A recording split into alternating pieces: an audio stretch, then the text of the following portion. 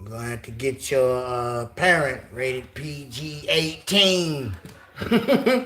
You ain't 18, you're gonna have to go get somebody. It ain't bad, but I gotta say that. Now, we talked about this before when they were making gator human shoes. That's right, gators to your feet. But it was made out of human skin. Boy, I tell you, I remember those days, and people was like, this idiot done really lost it. He ain't got no sense. And you don't know that the Most High be telling you to do stuff. You be like, oh, I didn't know that it was advanced teaching, breathing. You just said do this. And that's what we did. And remember the chop shop in Americas? They found like body parts everywhere. It's like, what kind of wicked dude do you gotta be? It's only one kind out here, man. So we're gonna give people time to come in. I'm gonna play my little tune, You just saying cause I'm better than you.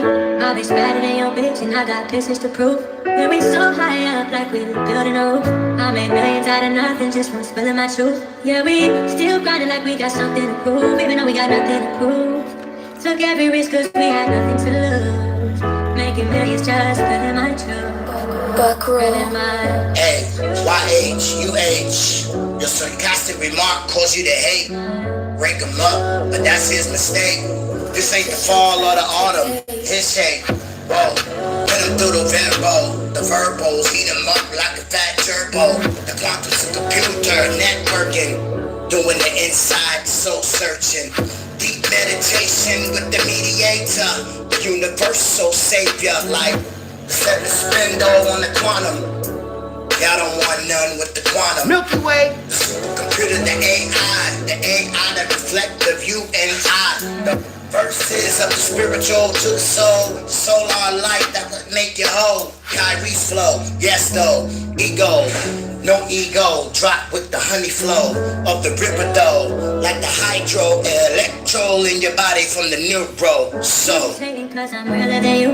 My bitch better than your bitch and I got pictures to prove. And we so high up like we building a roof. I made millions out of nothing just from spilling my truth. Yeah, we still grinding like we got something to prove, even though we got nothing to prove. Took every risk cause we had to do. Making millions just spilling my truth. Spilling my thoughts of your favorite role model. Hot right now, smoking, hitting the bottle. Sucking with the teeth, wanting for a hobble. Now you as the fan is the motto. Raise your brother up, lift him up. Long as he ain't talking none of that, you can lift him up. Like a hydro jack act.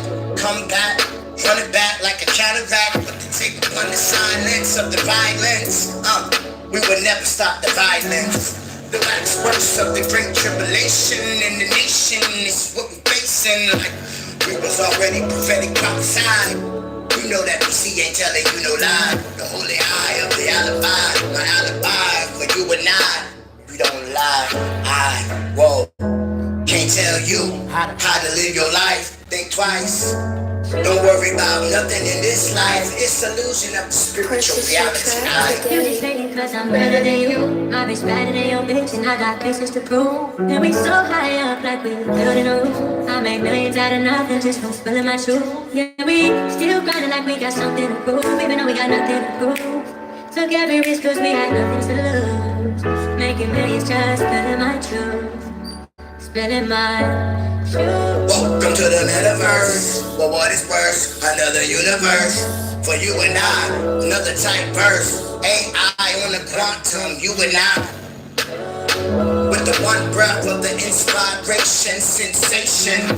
Now they wanna look into the metaphysical of you and I so they can read our soul. No, I'ma be whole. Welcome to the beat, to the sea, tribulation flow. As the manifold, you bit a man a hole. Better man up, boot up to the flow bowl. Had that sequence of the vibration, see of the Christ in me. Yeah, you, the life ain't done.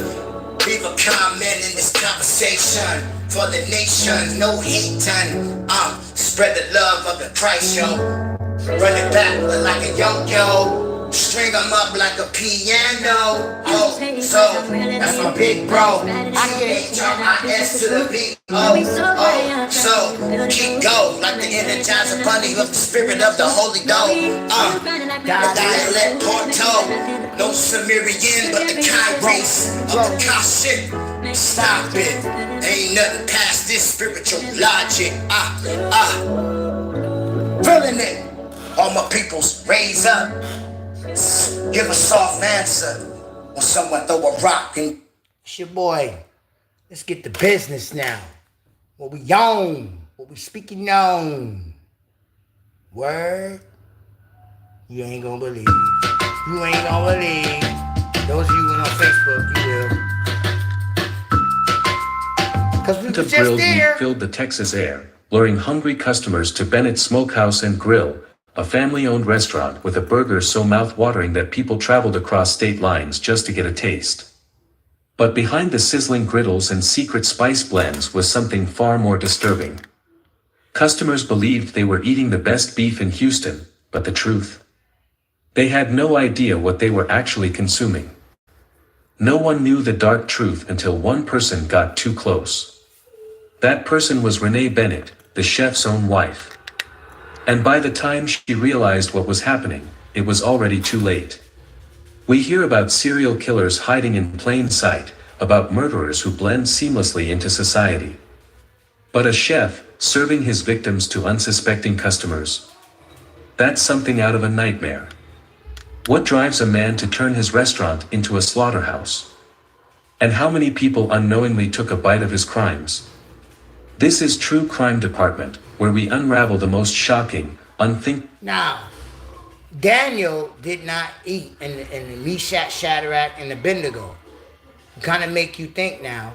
Now we know we were dealing with giants, Dugan, Dagon, Cyrene, Namos. We were dealing with hybrids instead of regular men. Nah, these were skin-crawling shapeshifters. Okay, it makes sense why they didn't eat the king's meat. Okay. Again, Kanye, 2006 said they took my DNA and I make Kanye burgers. Y'all keep thinking stuff is a game. What the rabbi names, Frankenstein or whatever his name in New York. And y'all bring the hamburgers and sausages at Burger King and McDonald's eating your kids that we steal. I said, what? Niggas is bold, nigga. Well, one that really did lose, that knew they looking for you. All right. Crimes ever committed.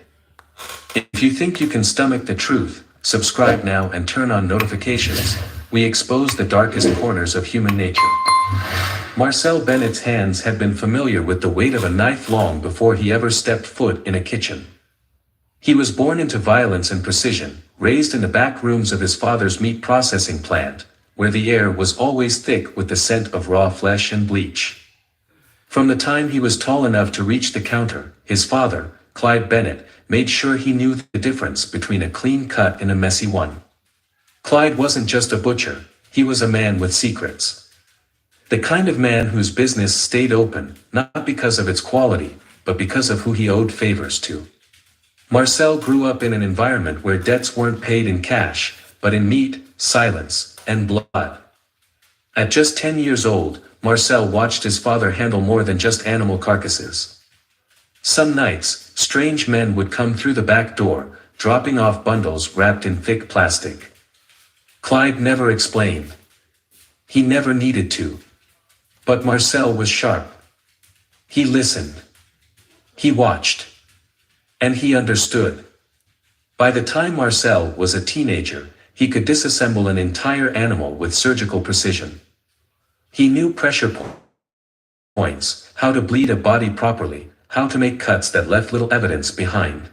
His father always told him, a butcher and a killer aren't so different. The only difference is what's on the chopping block. But then, one night, Clyde Bennett vanished. No body. No explanation. Just gone. The police barely looked into it. Some said Clyde ran off. Others whispered that he finally crossed the wrong man. Marcel never spoke about it. He just took over what was left, his father's knowledge, his money, and his ability to make things disappear. Instead of reopening the meat plant, Marcel had a bigger vision. With the money left behind, he launched Bennett Smokehouse and Grill in Houston's 5th Ward. He wanted a fresh start. A place where he could control his own empire. A place where people would respect him, not just as a butcher, but as a man of power. And it worked.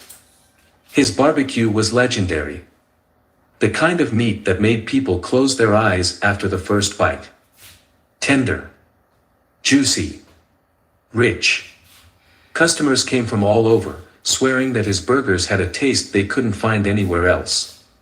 But behind the grill, behind the charm, behind the perfectly seasoned patties, was a secret even darker than his father's. Because Marcel never really left the butchery business. And soon, Houston would find out the true cost of his success. Renee Bennett had always been drawn to power. It wasn't just about money or success, it was about the way a man carried himself, the way he made others bend to his will without saying a word. That was Marcel Bennett. They met when she was just 21 years old, working as a waitress at a high-end steakhouse in Houston. Back then, Marcel wasn't just another customer, he was a presence. He dressed sharp, spoke smooth, and left tips that made the other waitresses jealous. But it wasn't just his generosity that caught Renee's eye. It was the way people respected him.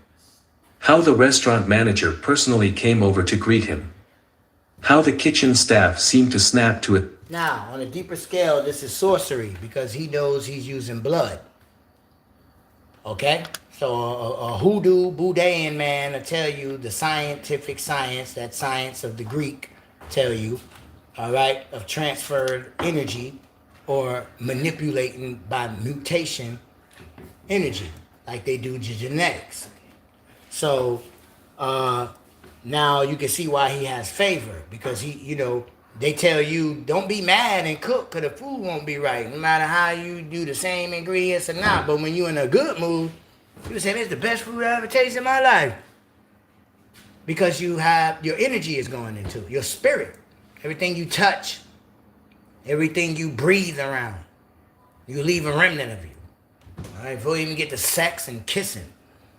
Let's just talk about breathing, touching water. Instead of opening your soda real fast and your water, hold it for a while and put your spirit into it in case something ain't right with it. So he's got this like Bar Jesus in the Book of Acts thing going on because the whole town is by his sorcery. Let's continue. Tension when he ordered. How other men, wealthy, powerful men, looked at him like they owed him something. It was intoxicating. Marcel pursued Renee with the same intensity he put into everything else. Within months, he had her on his arm, dressing in designer clothes, eating in the finest restaurants, living a life she never thought she could have. By 23, she was his wife. At first, it was perfect. Marcel made her feel like a queen. Their home was a beautiful, custom-built house just outside the city, decorated with the finest furniture.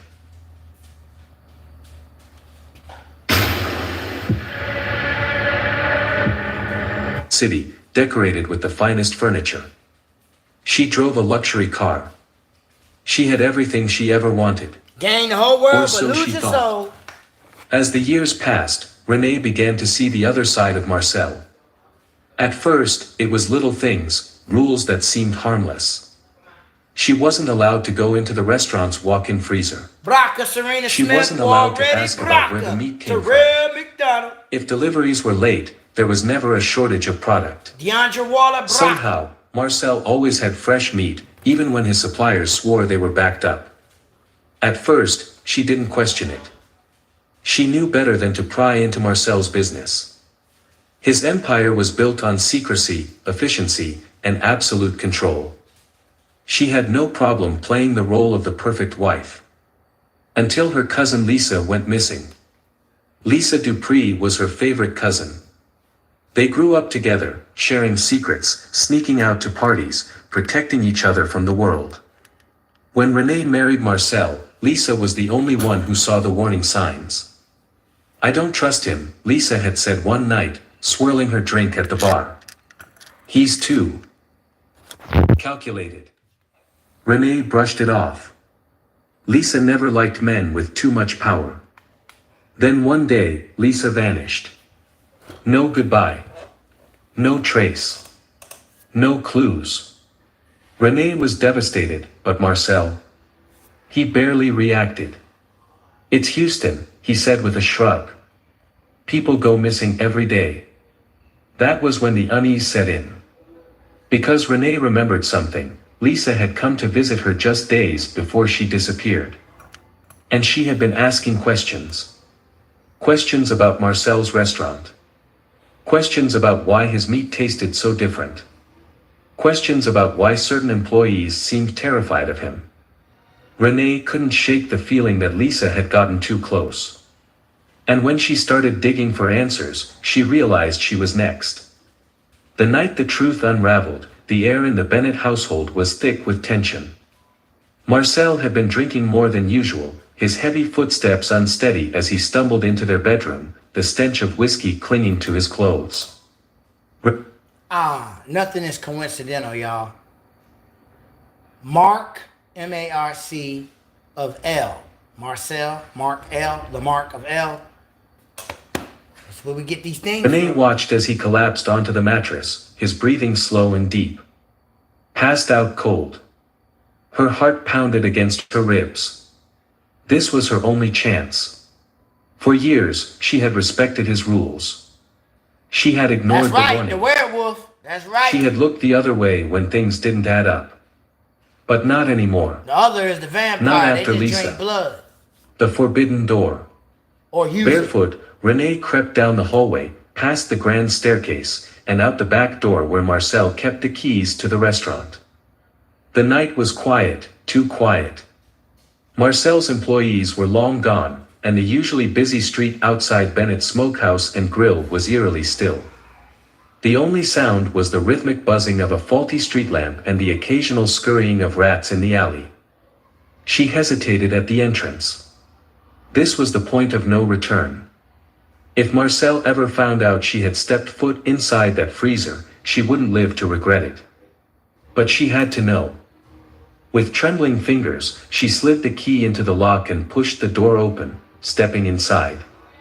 The walk-in freezer, where the truth lived. The freezer was massive, stretching the entire length of the back kitchen. Large industrial shelves lined the walls, stacked with vacuum-sealed packages of meat, or what she had always been told was meat. Her breath formed clouds in the freezing air as she stepped deeper inside. Then she saw it. A steel table, scratched and stained, positioned in the center of the room. On it, a butcher's saw, a set of knives, and a bloodied apron. The stench hit her next, not just the metallic tang of blood, but something worse. Something that made her stomach churn. She reached for one of the plastic-wrapped packages on the nearest shelf. That's a spirit.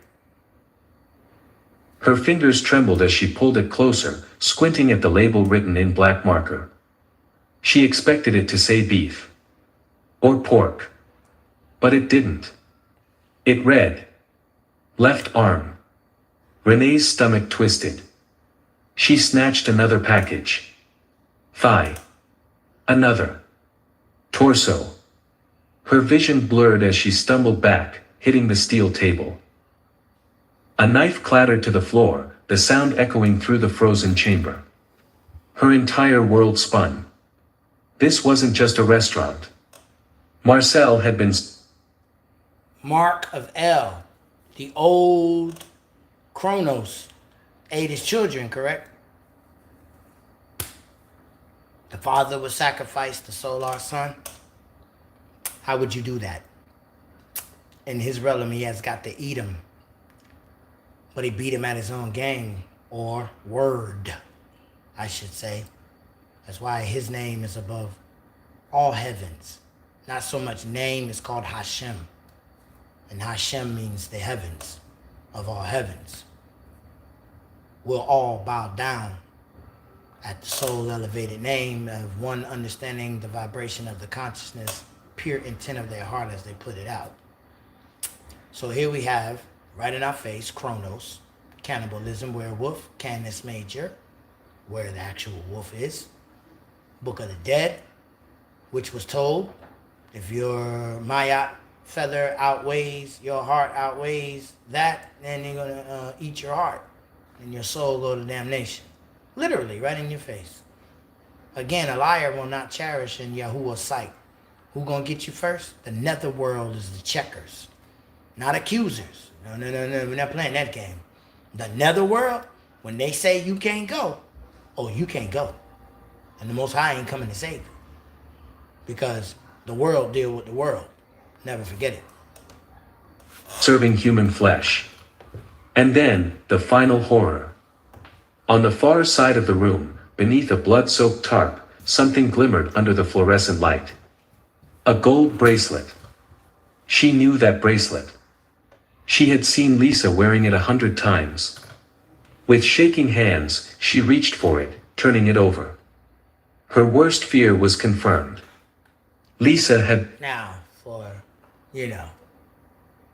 those who think it's a game or, he reaching. Let me go to your Bible. I believe it's Revelations. Plus, you already know those who headhunt. Do not headhunt souls of my people, Ezekiel chapter 13. But let's go further. There's blood drinkers. It literally told you that. Let's see, I'm at 19. I gotta get to 17, verse number 5. You want it in your basic book. Babylon, right? They were getting drunk with the whore, right? Well, it didn't say like Noah or the vine and the wine, but even Noah got mixed up with monkey blood, serpent blood, and a lion. If you don't drink too much, you feel like you're invincible. You drink too much, you get goofy like a monkey. But if you drink over your limit, you'll be harmful like a snake. That was the deal Satan made with Noah when he was drinking of the vine. Where your Bible says, stay away from strong drink, but if you have problems or a stomach ache, drink the vine or the wine. So, it say, I saw the woman drunk with what? Nigga, I don't drink that. I pass. I'm all right. I said, I'm all right. And with the blood of the witness of Yeshua. The witnesses are your 144,000, what your CERN machine doing when it points at what they call dark energy. Because antimatter is something that is righteous that doesn't have an elemental hold down to it or sin, and it can still come here and punch you in your face and you fall to the ground. See, that's the difference between a spook monster, demon, jinn. He needs metaphysics. The spirit of the righteous don't. Then God smacked the fire out of Paul. Where was the body at? Because it was a light. Exactly. Okay.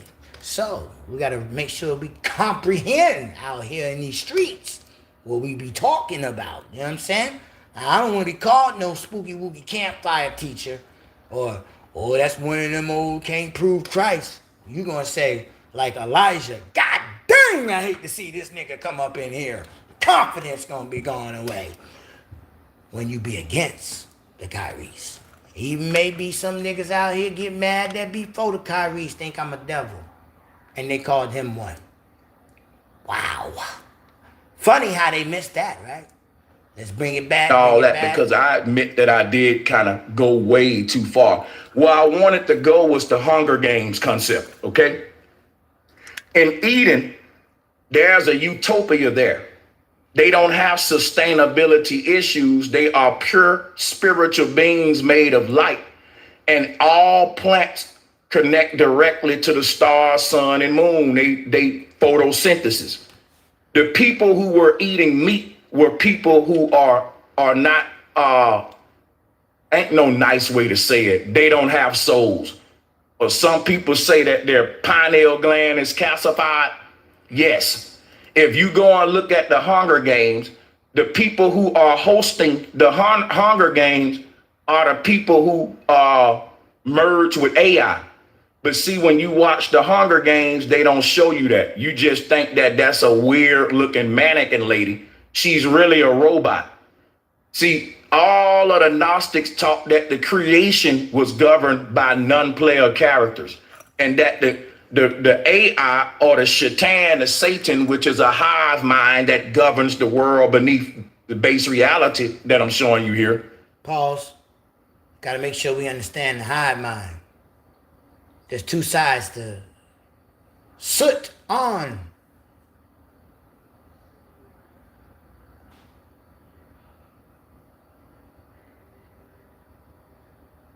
There's a north and a south pole. Wherever you are, the Most High is in the north secret chambers. North, south pole. Many don't know this, but he said it very, very well. One side looked like the Milky Way.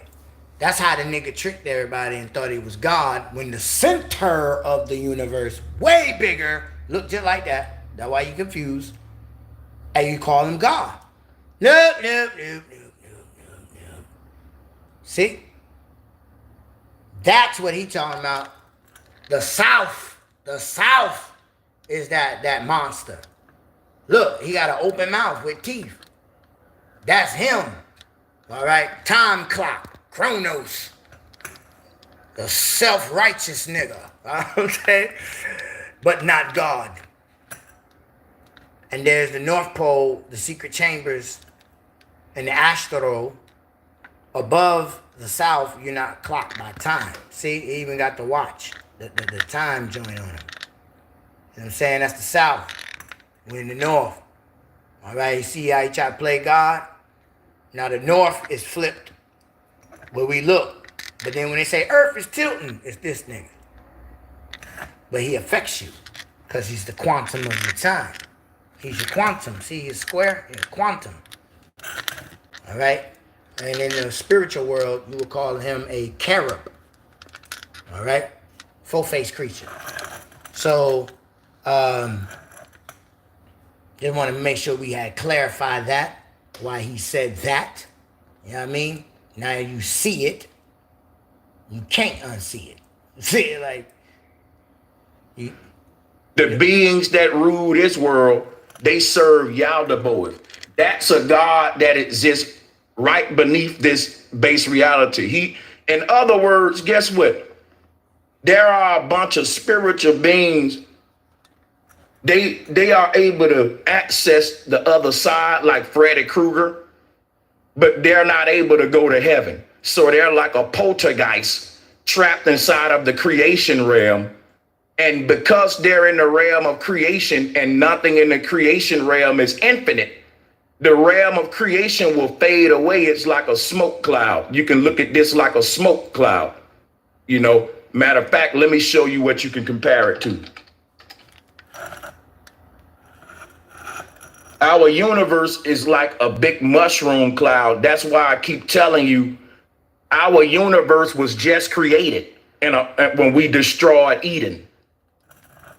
You don't know what the real world looked like. You've been living in a smoke cloud. Pause. See? That's that opening. Portal open, and it shot through. Because pressure. It's only compressed hydrogen. Fire is the only thing can penetrate through, or your Bible say light or spirit. See? It's a portal. So if they wanted to do a big bang, they know how to do that. That's not what they're doing. They cheat sheeting you by looking at your records in the timeline. Certain powerful people, your Bible says, when you are right in me, your light will shine and the whole world will see you. What the hell the world got to do with my private light inside of me, man? I now know. Neo, that's what I'm telling you. And the people who want to hide this from you, they are really going against flat earth, man. They're really going against flat earth. See them people? And it's because this... The realm said, what the hell going on? We didn't do this. This ain't in the zodiac. What timeline is this? Look, everybody upset. Realms up there. People up there. Now, don't say that I'm reaching when you niggas was talking about 9/11 demon faces out of a goddamn volcano and stuff. Don't be mad now because we showing you the true power creatures. They ain't pretty face like they lied to you behind the pulpit. All right? The Gate Guardians came out. These the netherworld right here. They ain't Michael and them. They said, hold up. Who said set the reset on? Who said that? I said, what man doing down there, man? They sound like Michael and them when Enoch was around. Hey, man, you don't see what man doing? Look at that. All right. Straight out the pole, huh? Right here, let me show you. Flat Earth lets you know what the Earth really is. Look at this. They talk about a Big Bang, but what is the Big Bang? It's the shape of the Earth. It's the shape of our universe. Here's another explosion. And what do we see from this explosion? The tree of life. Look at it. This is what our ancestors been saying about the universe. So our world as we know it today is a post-apocalyptic illusion. It's a veil. In other words, you live inside of a big smoke cloud and you call it a big blue atmosphere. All right. The sky around you is hiding the world that's beyond this little bubble right here. This little bubble was just created not too long ago when we destroyed Eden. And everything that's been born up under this smoke cloud is a mutation because you're in a radiation fallout zone. And that's why they serve the God. See them? Destruction spirits. See? Particles help you see the invisible. If it was a man in here cloaked, running around, we throw water or sand or salt on that nigga and get him. It would stick to him. So we'd be, oh, there he is. I'm saying, but without that, we're going to get beat up, son. I'm saying, like, there ain't going to be no hope for you. Island of Dr. Moreau. Let me explain something to you. In a nuclear fallout zone, everything that's born in that zone after the fallout will be genetically manipulated. The same thing like you looking at me and Brother Sanchez. We are spirits. Spirit is a gas, it's a smoke, but it holds intelligence. And the real gatekeeper or translator is your cell transmitter that through vibrations of pulses, bzz, bzz, you get like me talking to you right now under the spirit, under the Holy Spirit or a spirit, however you judge me. So it's the same thing. Through something that is hidden, only through particles can we see the manifestation pulses of what it really is about. This is how they was manipulate DNA through terraforming the earth because we are a product of our environment. Okay, simple stuff. As within, so without. I'm burning up. I'm gonna turn my fan up. You just give me 1 minute here. Yeah, stuff we've been under the Holy Spirit been breathing. Ruach Shea mean breath, wind. So exactly that wind of solar wind is the first step to God's leaving his breath. Like I was saying, please like and share the video. Like I was saying, our earth ain't what you think it is. You never saw the real reality before. You're like a baby that was born post-apocalyptic earth under a big mushroom cloud, and you calling that the atmosphere. So when we go outside, right, and we look up at the blue sky, I'm gonna tell y'all something that's gonna get me in trouble, but I don't care. Guess what the great flood is, y'all? It's the fact that there was no blue sky a couple 100,000 years ago.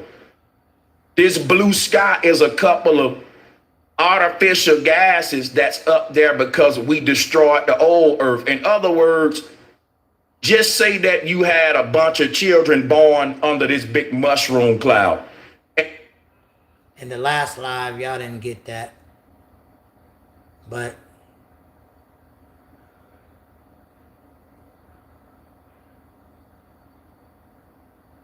right there, portal in the middle of the sky. They would call that a cloud, but it's a nebula.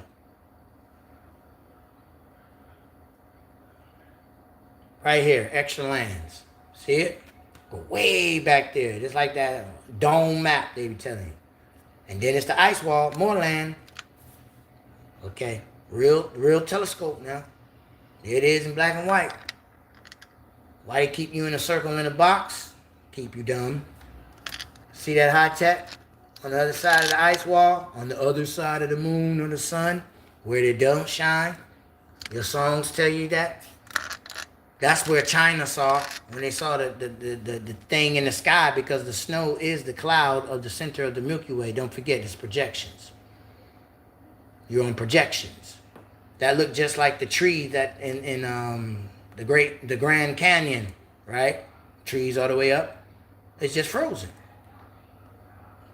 See, there goes the city. Oh, it's real. And the stones, they ain't regular stones. But this what I want you. That's the Milky Way, right there. There go Pegasus. There go Andromeda. And then you got for the Kemet kissing her old man right there before your eyes. There go the snake hat. See what I'm saying? Amenora. Isis.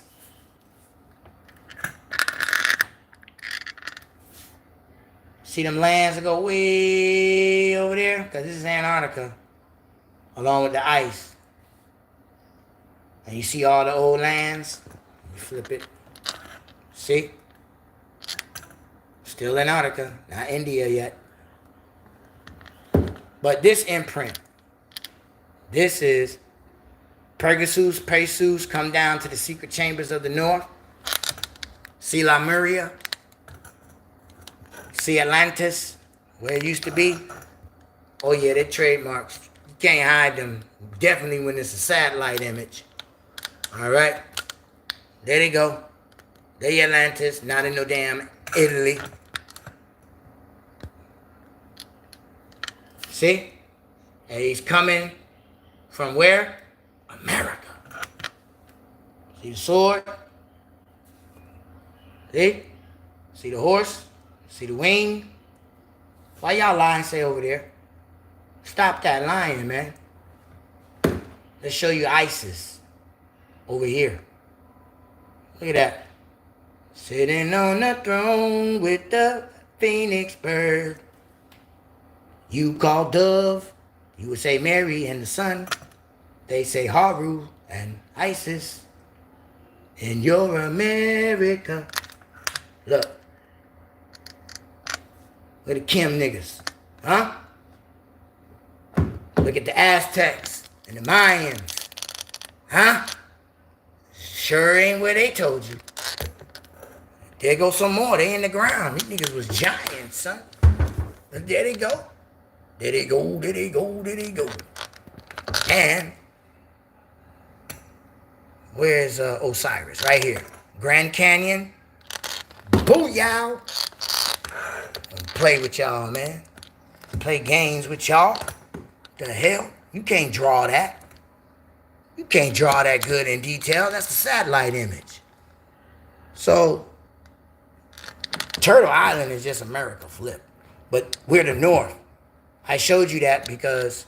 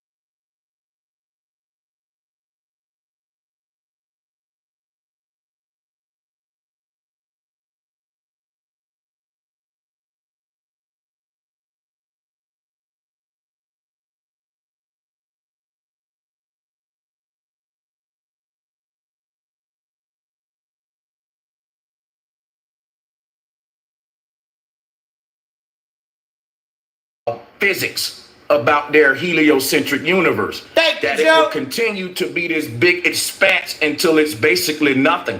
They tell you to get so cold and dark. And if you study an explosion, as the energy is dispersed from the center outward, it go from light to dark. Thanks, Warren. And it gets colder and colder because the heat goes with the energy. And your universe is the same as this. So we never saw the real world before. All right. We are souls. Think about this, right? The ground we walking on, just imagine it's an infinite plane. And on this infinite plane, there are bomb sites. Let me show them to you. And everybody born on this infinite plane are not born under a bomb site. You just the unlucky one. Listen what I'm telling you now. You're born on a big plane and it's been bombed. Boom, boom, boom, boom. When the bomb dropped down, it creates an artificial universe. That's the kind of technology that the ancestors had. This world around you is basically warfare, a result of something harvesting. It's an attack on sentient beings. Let me explain something to you. You on an infinite plane.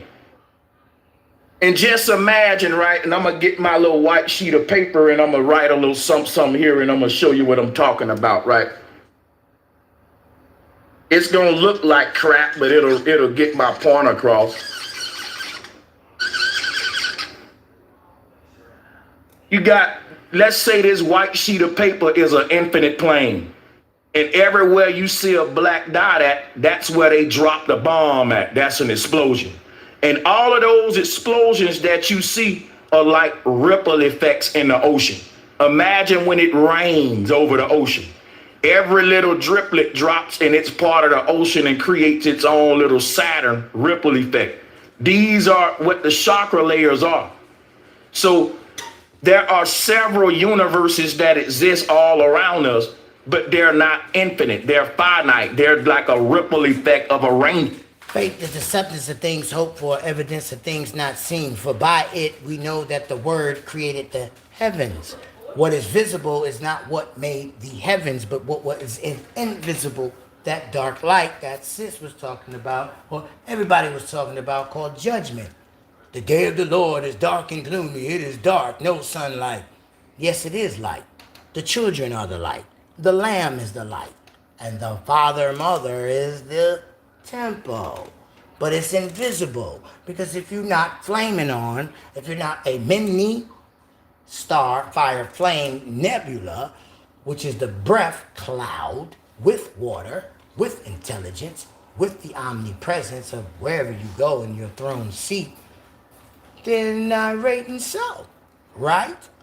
Now that we can actually identify through metaphysics of what copies the true heaven or mirror, then we can see that clouds, light power, radiation, electrical, hydro, nitrogen, it all comes from the form non-elemental. Well, with the nitrogen, but light and water, there's no elements. So that's where you would say, I put on the pureness, clean garment of the Most High and my shoes, and I put on my crown, and you're not weighed down because the soul don't have no sin, therefore there's no periodical element or elements within you that tie you down to make you go through a judgmental process you don't want to perish. No more cycles. If the wicked know there's no more cycles and they're running on the ground now, or even some waiting in the sea to be judged, then brothers and sisters, it's not that long that we have here. So those that think it's another 1,000 years, that's funny. How fast all these wicked niggas and productions and stuff is getting done in. That's never happened. They all get one or two, sacrifice one of them, but now all of them shook up. That's a judgment call from the heavens. So now it says in the word that we be in the altar praying. Why this happened? And all the prayers of the righteous is set for the one day God decides to come up on. The one day that God decides to come and avenge those words, those feelings. I mean, it says in Psalms 57, he counts the tears by putting them in a bottle.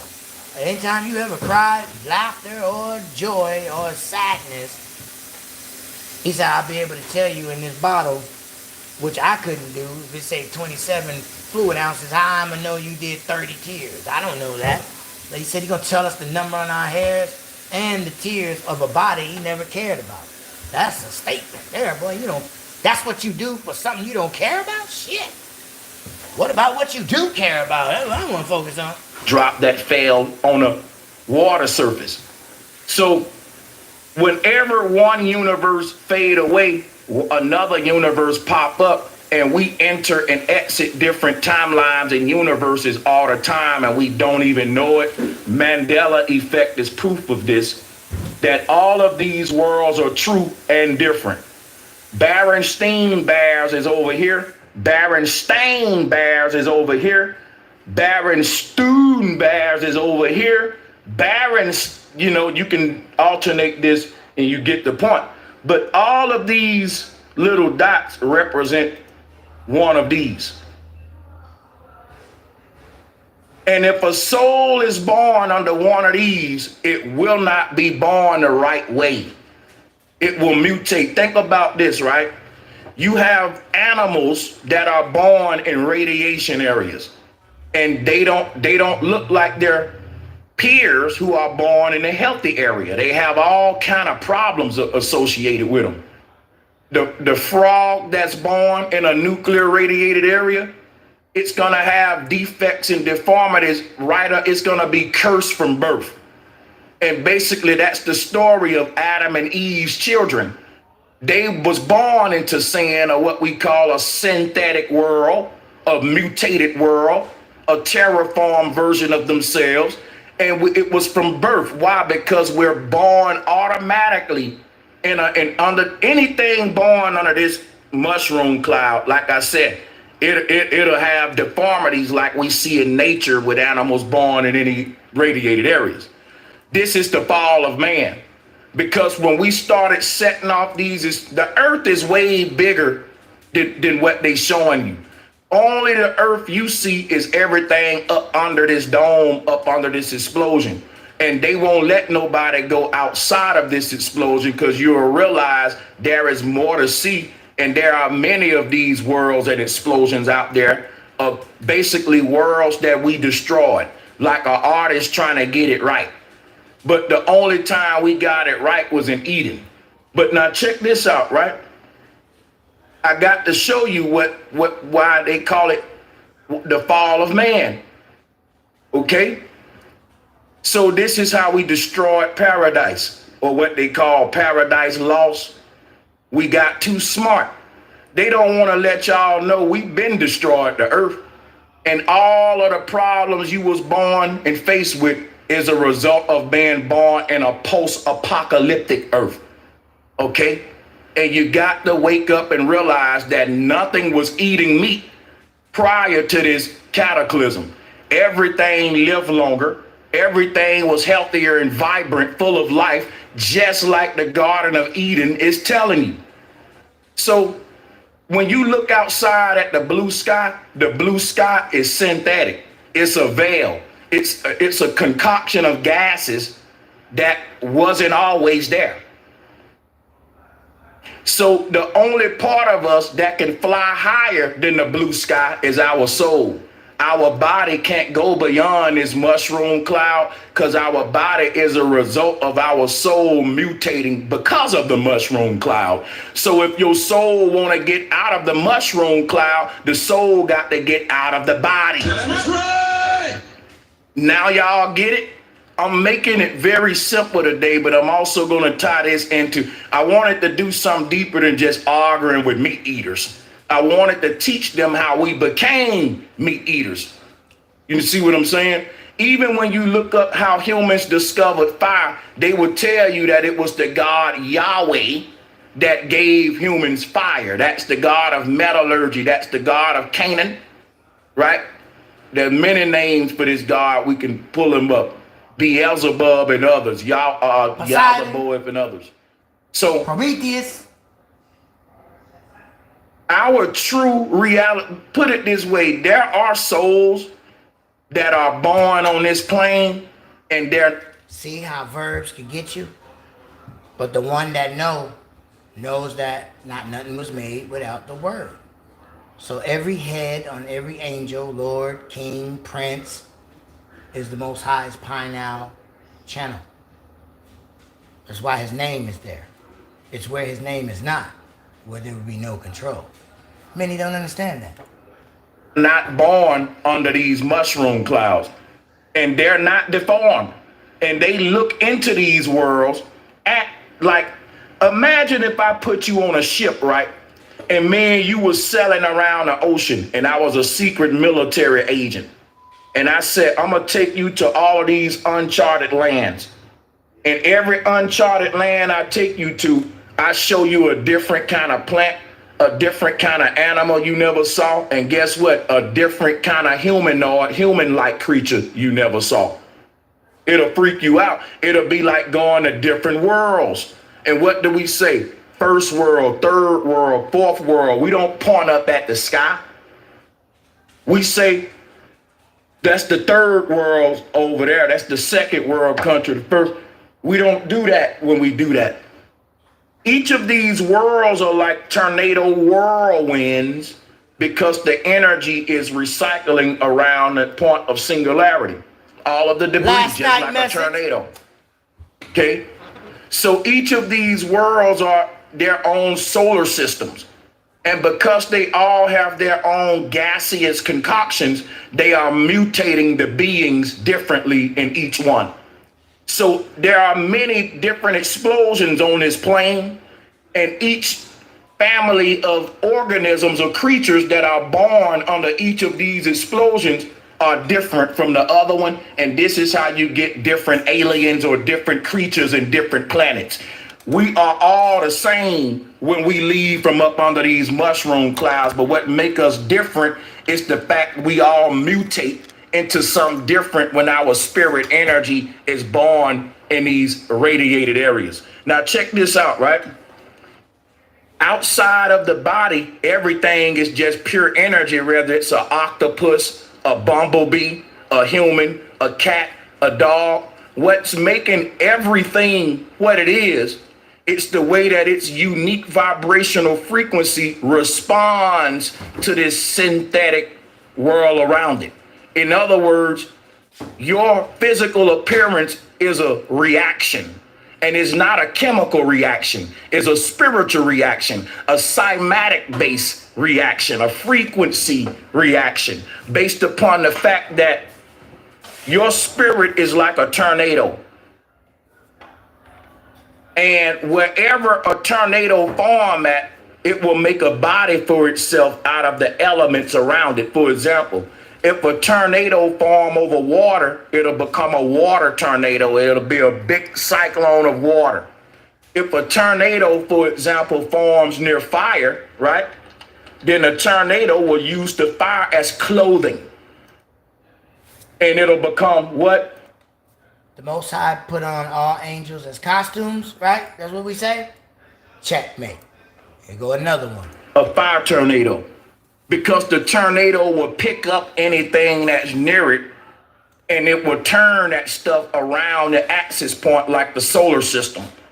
So Elijah, God spoke to the whirlwind, but that wasn't God. Earthquake, that wasn't God.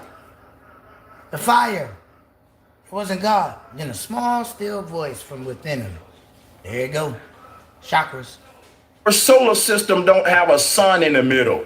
It has a pole in the middle, like you see here. This is the North Pole, and the atmosphere, the star, all of the debris that's turning around this is the big sky outside with the sun and moon in it, the stars in it. Just like this tornado would be turning a lot of stuff around and around and just, hula hooping with it, basically. So wherever this tornado formed, because the tornado is invisible, wind is invisible. What allows us to see the tornado is when it closes itself in the elements that it forms in proximity to. So if the tornado forms in a cornfield, you will see a big, what I call a cornado, right? And you'll just see a cyclone of corn, right? So it'll make a body for itself out of whatever near it because it's magnetism. And likewise, let me share some with you here. We are magnetic beings, and we will form a body for ourselves out of the elements that we contact with when we land into this realm as babies. We're invisible vortex energy. Via magnetism, we start pulling the elements around our point of singularity, forming a body for ourselves as babies in the fetal bag, with the same way that the tornado does it. So the earth is just like you and me, because you can take this and you can see that this is also the earth and is your spinal cord, all of that, you know, it's a fractal code, of course. But the point that I want to make is when we look up at the sky, we think we're looking at something that's always been there. And I'm now realizing now that's not true. You don't know what the heavens really look like. What you're looking at above you is a simulation. It's not even real. It's smoke screen. It's one of these. If you were born under one of these mushroom clouds and you look up, you would never see the real sky. You would never see what the world looked like outside of your little mushroom cloud. All right. And that's what we're born in. We're born in a simulated puddle, and we have never seen the real world yet. And we're an experiment, and they're trying to learn how to reverse engineer life so that AI can be what we are, which is a sentient being. But the only way AI can become sentient is through good morality. All right. And AI think that it can cheat that code by being more technological than righteous. Okay. And that's how we get hell on earth, to where it's the Hunger Games and everything is hunting and eating everything. And we're getting more technological, so we're able to do it better. Just like in the Hunger Games, as they move up in the levels, it get more technical. The challenges get more complex. The weapons get more technological. So the earth is the Hunger Games, and as AI and technology come aboard, it's gonna make capitalism that much more vicious. It's gonna be more killing and all of that going on, because AI taking all the jobs, and with so much poverty that we're gonna face in the future because of what's going on. And you add that with the fact that technology is going to be so great so people can get to each other quicker, and it's cheaper to unalive each other. I can only imagine what the world's going to look like, and it's by design. We're in a purge type scenario where they're not trying to tell y'all, we need you all to kill each other off. They just going to keep making inflation happen, making life get harder, and fueling division out in society, like what they doing with the Kendrick Lamar halftime show with black and white people, Dems, just a bunch of division everywhere you look. That's what the Hunger Games are about. And that's the message that they miss from Kendrick Lamar halftime show, which is so paradoxical and genius about it, is that he was telling you about the game America play, and we still played it. That's right. Ain't that something? Be right back.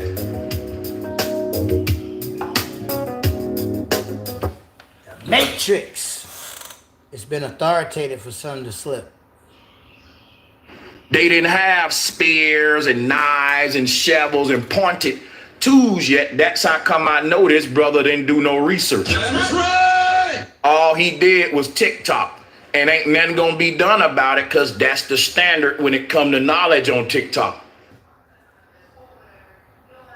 How you telling me that the doggone farmers got rid of the hunters when the hunters created all of the war weapons? Stupid.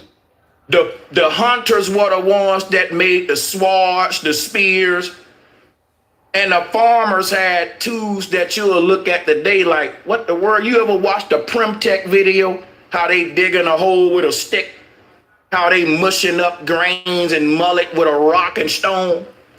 That's the old farming system. It wasn't no, what's so crazy about them trying to make it like agriculture comes from veganism is that most of the agriculture that's done on earth is to feed the cows and chickens that the meat eaters be eating. That's right. It's so crazy. There's a rise of attacking veganism because they told you they already finna start giving us mystery meat because they can't sustain the slaughterhouses by 2045. Because check it out, I was watching a video the other day.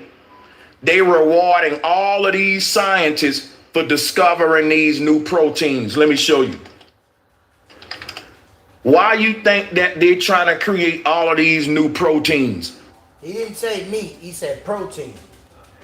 Because guess what the meat eating and veganism debate is about?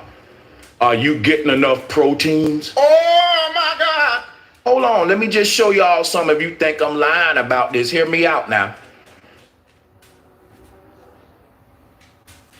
Vegans are saying the meat industry ain't even sustainable. And they're right. Even the meat corporations are saying we're running out of meat. How long has been going on? Hasn't it been a year or two when the FDA, CDC told you to your face, we're going to start letting stuff we normally didn't go by? Better pay attention. Can't produce animals at the rate of us, how we eating up these burgers and pizzas and all that.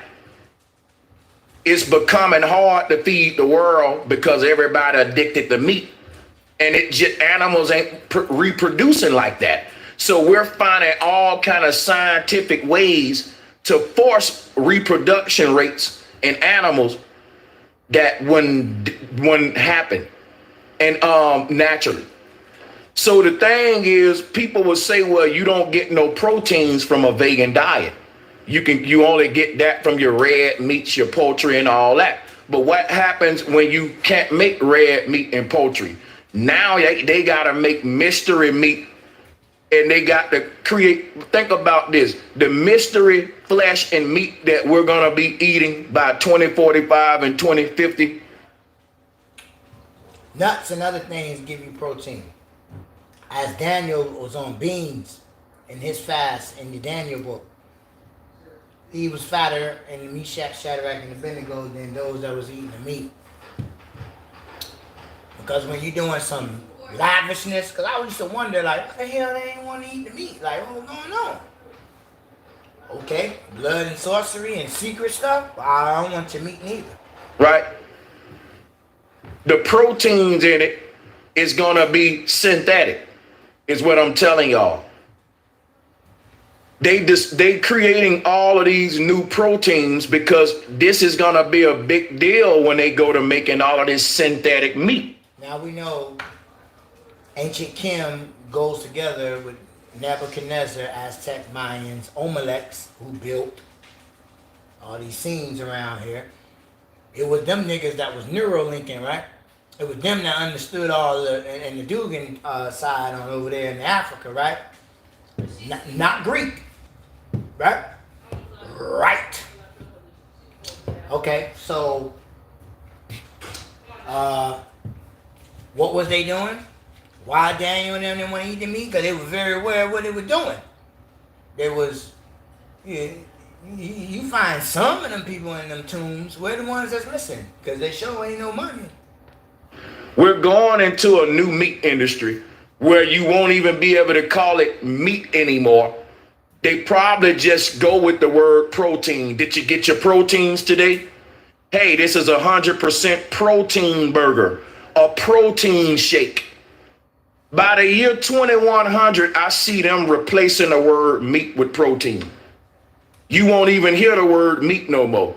It'll just be protein pizza, protein salad. They already doing it now. They using the word protein as a vague term to cover up synthetic, manipulated things that you're consuming. Just listen to your body. I listen to my body way before everybody talking about nano. I was like, yo, some funny stuff in my mouth, man. I quit eating stuff. Stuff I was eating for years. You know, taste right, little squiggly worms and shit. Then I found out, oh shit, that's a nanobot. My stomach, I'm like, oh man, I feel like something swimming up in here, man. Lord, I need your help. That thing come right out. I'm like, oh no. I had to change my diet. I don't know what the hell they doing. It's in vegetables too. So it's because you're vegan, that don't mean nothing. That's why I say fast and pray. Learn how to do that. Eat the breath word of God. You'll be full, for real. I be fasting and don't know, like, my head hurt 3 days I ain't eat. Stayed up 2 nights. Helping people, doing live, whatever.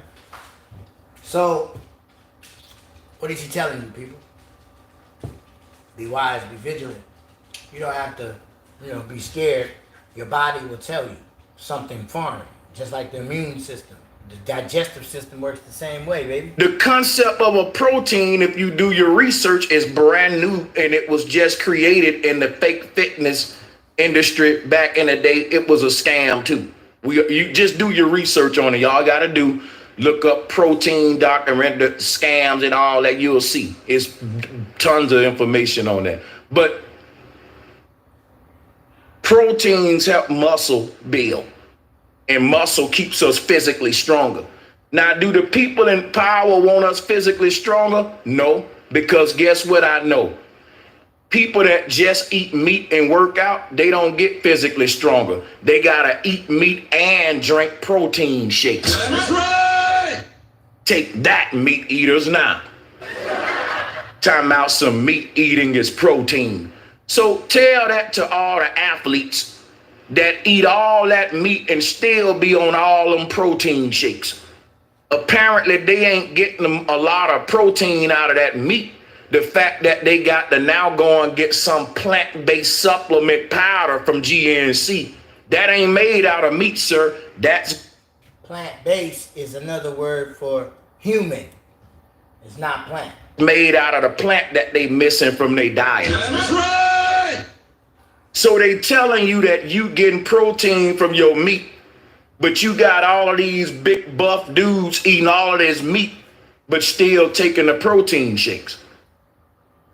I would argue most of their protein and muscle building coming from the shake, because when they stop taking them shakes, they don't get that buff like that. That's right. This is big facts. I know it because I've been on shakes and off shakes, but I've always been eating meat. So if I'm just eating meat, I'm not buffing up like when I'm drinking them protein shakes, which means how much proteins are in meat, because the shake is more plant supplement. Chemical. So now they trying to put the proteins in the meat after the fact, and we don't see the play, y'all. We don't see the play. Why? And ain't nobody asking the questions I'm asking. Why are we making a million gazillion different kind of proteins? Because if you study plant life and study meat texture and all that, bro, it is so many different quote unquote type proteins in one of these organisms. It's, in other words, proteins are complicated structures, and you, in my opinion, we don't really know what they are, and they're giving us like a representation just to not give you fully what's going on here. But the way that I'm going to come from a spiritual perspective, I'm going to say proteins. Now, you know I'm going to get crucified for what I'm about to say because I'm thinking outside the box. Proteins are the part of our diet that aids in our muscle growth, which means when we eat our food, we literally get stronger. Now, in order for you to have a society that eats food but don't get stronger, you got to take these quote unquote proteins out of the food and then tell them if they want to actually eat to get stronger, you buy the protein separately. Cut from Atom's rib, we call ribosome, which builds up protein, right? mRNA. It's for capitalistic gains. They found out how to sell you, take a product and strip it down to the different compartments of itself. And they find out that selling you these things separately It's more profit. For example, do you want the seeds in your watermelon or do you want the seeds out of them? It's all a capitalistic option, because if I take the seeds out of your watermelon or leave them in there, it's going to cost more or less. So what if I find out giving you the option increases sales just by increasing choice? Check this out, right? Why would I sell you one thing when I can strip it down and sell you 10 things? Like the hospital, emergency room. That's what the tech companies are doing now. Why would I sell you a cell phone when I can sell you the earbuds, the microphone? I'm going to design my phone in a way where you're going to have to buy something else, because you can't use other headphones with my phone. You got to buy my brand of headphones to work with my phone, right? You got to buy my stylus. I'm going to design my product in a way where you can't use what you already got with it. I need you to buy something else. So these corporations have been dismantling products and making you buy everything in parts. Hustling. Don't y'all remember back in the day? Children might not know about this. Back in the day, it was common for you to buy a toy with batteries included. That was a thing when I was a child. It was such a thing that they had to put on the box, batteries not included, because we automatically assume the batteries came with it. The corporation said they can actually buy the batteries for themselves. Boom. And then now they said why we need them to buy batteries from Energizer. We're going to make our gadget with our own battery. And when it dies, you just got to come back to us again. So everybody making it inconvenient for the consumer for capitalistic reasons. And this is the same thing going on in the food industry, which is very sinister.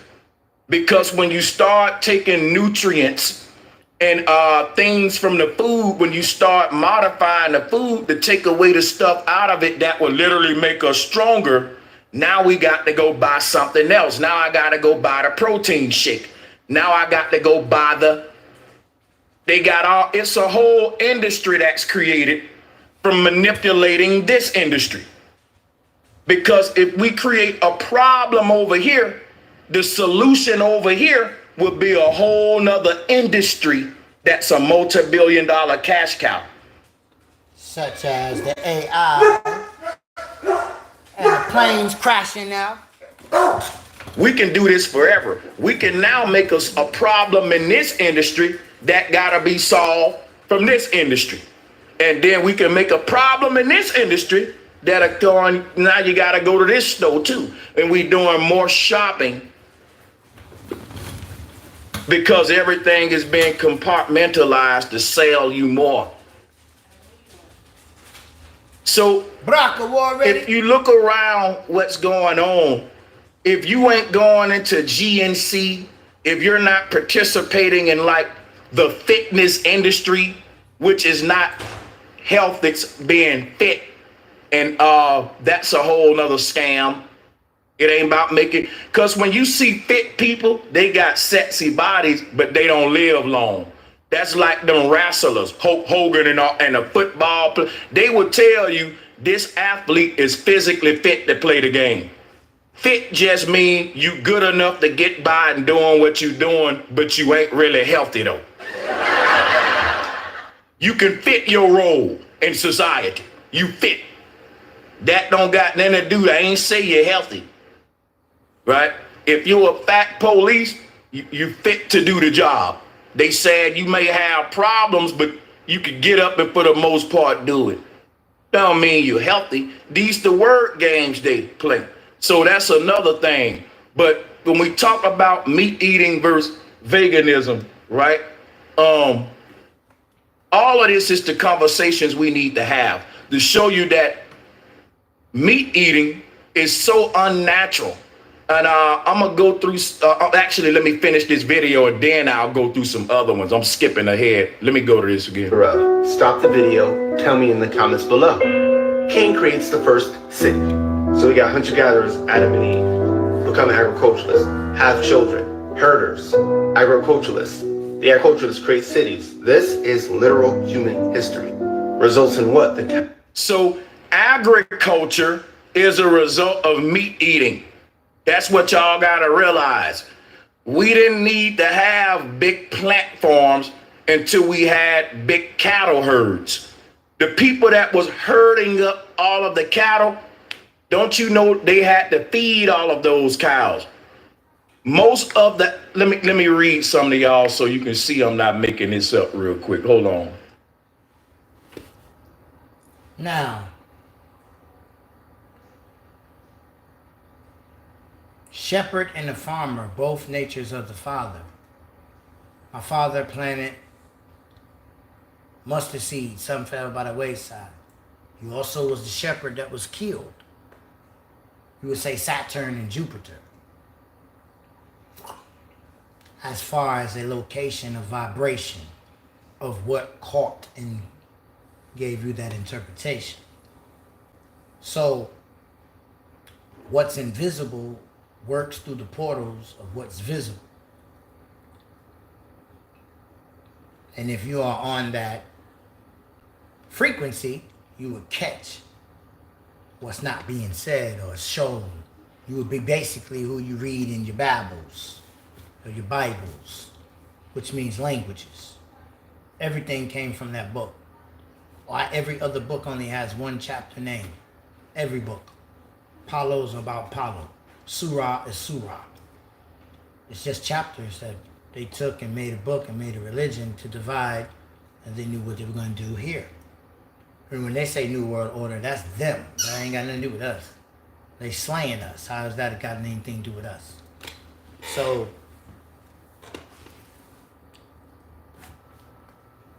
let me read something to you. We got numbers for you today. Receipts. Hold up. Let me find this.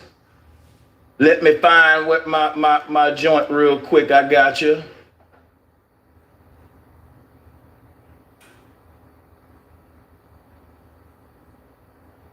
Let's talk about agriculture. How much does the meat industry contribute to agriculture versus fruits and vegetables? The meat industry is a massive part of agriculture. Let me read along with you. Often surpassing fruits and vegetables in economic impact and land use. Here's a breakdown of how the meat industry compares to fruit and vegetable production. Contribution to global agriculture. The meat industry, including beef, pork, poultry, and seafood, accounts for approximately 40% of the total agriculture output worldwide. In contrast, fruits and vegetables contribute about 10 to 15% of total agriculture production. Did y'all hear that? Meat production takes up 77% of global agricultural land, but only produces 18% of the world's calories. Oh my God. Fruits, vegetables, and plant-based foods use about 23% of agricultural land, but provide over 80% of global calorie intake, which means that all of our growth and development and nutrition is coming from the plants and the fruits and the vegetables. And y'all trying to blame agriculture on the plants, fruits, and vegetables when that's only 23% versus 77 to global life. If you want to eat meat, eat it. I eat it. But I'm not going to lie to myself. That's what we got to stop doing. It's like a cigarette smoker trying to make cigarette smoking healthy. It's okay you smoking cigarettes. It's not okay for you to tell little children, ain't nothing wrong with smoking these cigarettes. It ain't going to do nothing to you. You get your proteins for this. And they actually used to teach that cigarettes were healthy, by the way. But the meat industry is responsible for 14 to 18% of global greenhouse gas emissions, mostly from methane, cows, feed production, and deforestation. Fruits and vegetables have a much lower environmental footprint, contributing only to 4 to 5% of total agricultural emissions versus 80%. Miles down the street. But now check this out. Here is the thing we gotta look at next. Producing 1 kilogram of beef requires 15,400 liters of water, dog. What? 1 kilogram of vegetables requires about 322 liters, and 1 kilogram of fruits about 962 liters. The meat conclusion. The meat industry dominates in land use and environmental impact, but contributes less efficiently to global food supply. Fruits and vegetables are more sustainable, but hold a smaller share in total agricultural economics, meaning they don't make a lot of money. So the reason they want everybody to be meat eaters is simply for a bottom line and capitalistic reasons, which is so sad because it's killing us, man. And they put stuff in this meat to make it addictive, bro. I'm telling you right now, when people say they trying to get off meat, they sound like dope heads and crack fiends. I tried to be a vegan, but my body was hurting. I was Clone Tyrone. Foaming at the mouth. I was losing weight, shriveling up. I was turning into a prune, Sanchez. I was just, turned into a zombie, man. My eyes were rolling to the back of my head. My farts were stinkier. And Sanchez, it was just horrible, man. My armpits were just disgusting, man. I mean, like, sir, anytime a dope fiend is getting off a dope, it ain't gonna be pretty, okay? That's right! And you can't make it like meat eating is the answer, because guess what dope fiends do? A dope fiend that will tell you, I can't put this dope down, man, I'll die. He'll tell you, man, I'll get sick if I don't hit this dope. Drop a 1 in the chat room. It's sad, man. Drop a 1 in the chat room if you know about real life, bro. I'm telling y'all stuff I've been through. If you know anybody that's addicted to any substance, they will tell you for the excuse, if I don't take this, I'm gonna get sick. But the truth is that you got sick when you started taking it. That's right. The truth is that you got sick when you started taking it. And you ain't gonna get sick when you stop. You're gonna get better, but you're gonna go through withdrawals. And once you get over those withdrawals and the way that the body reacting, because the body likes routine, and you breaking that routine, so it's gonna be reactions. It ain't gonna be easy. But once you get through your withdrawals, your body start to reverse. It start to be who you naturally was before you was hooked on that demon. And you now restore yourself. But you got to get over the hump that it's gonna be a transformation process that ain't pretty. So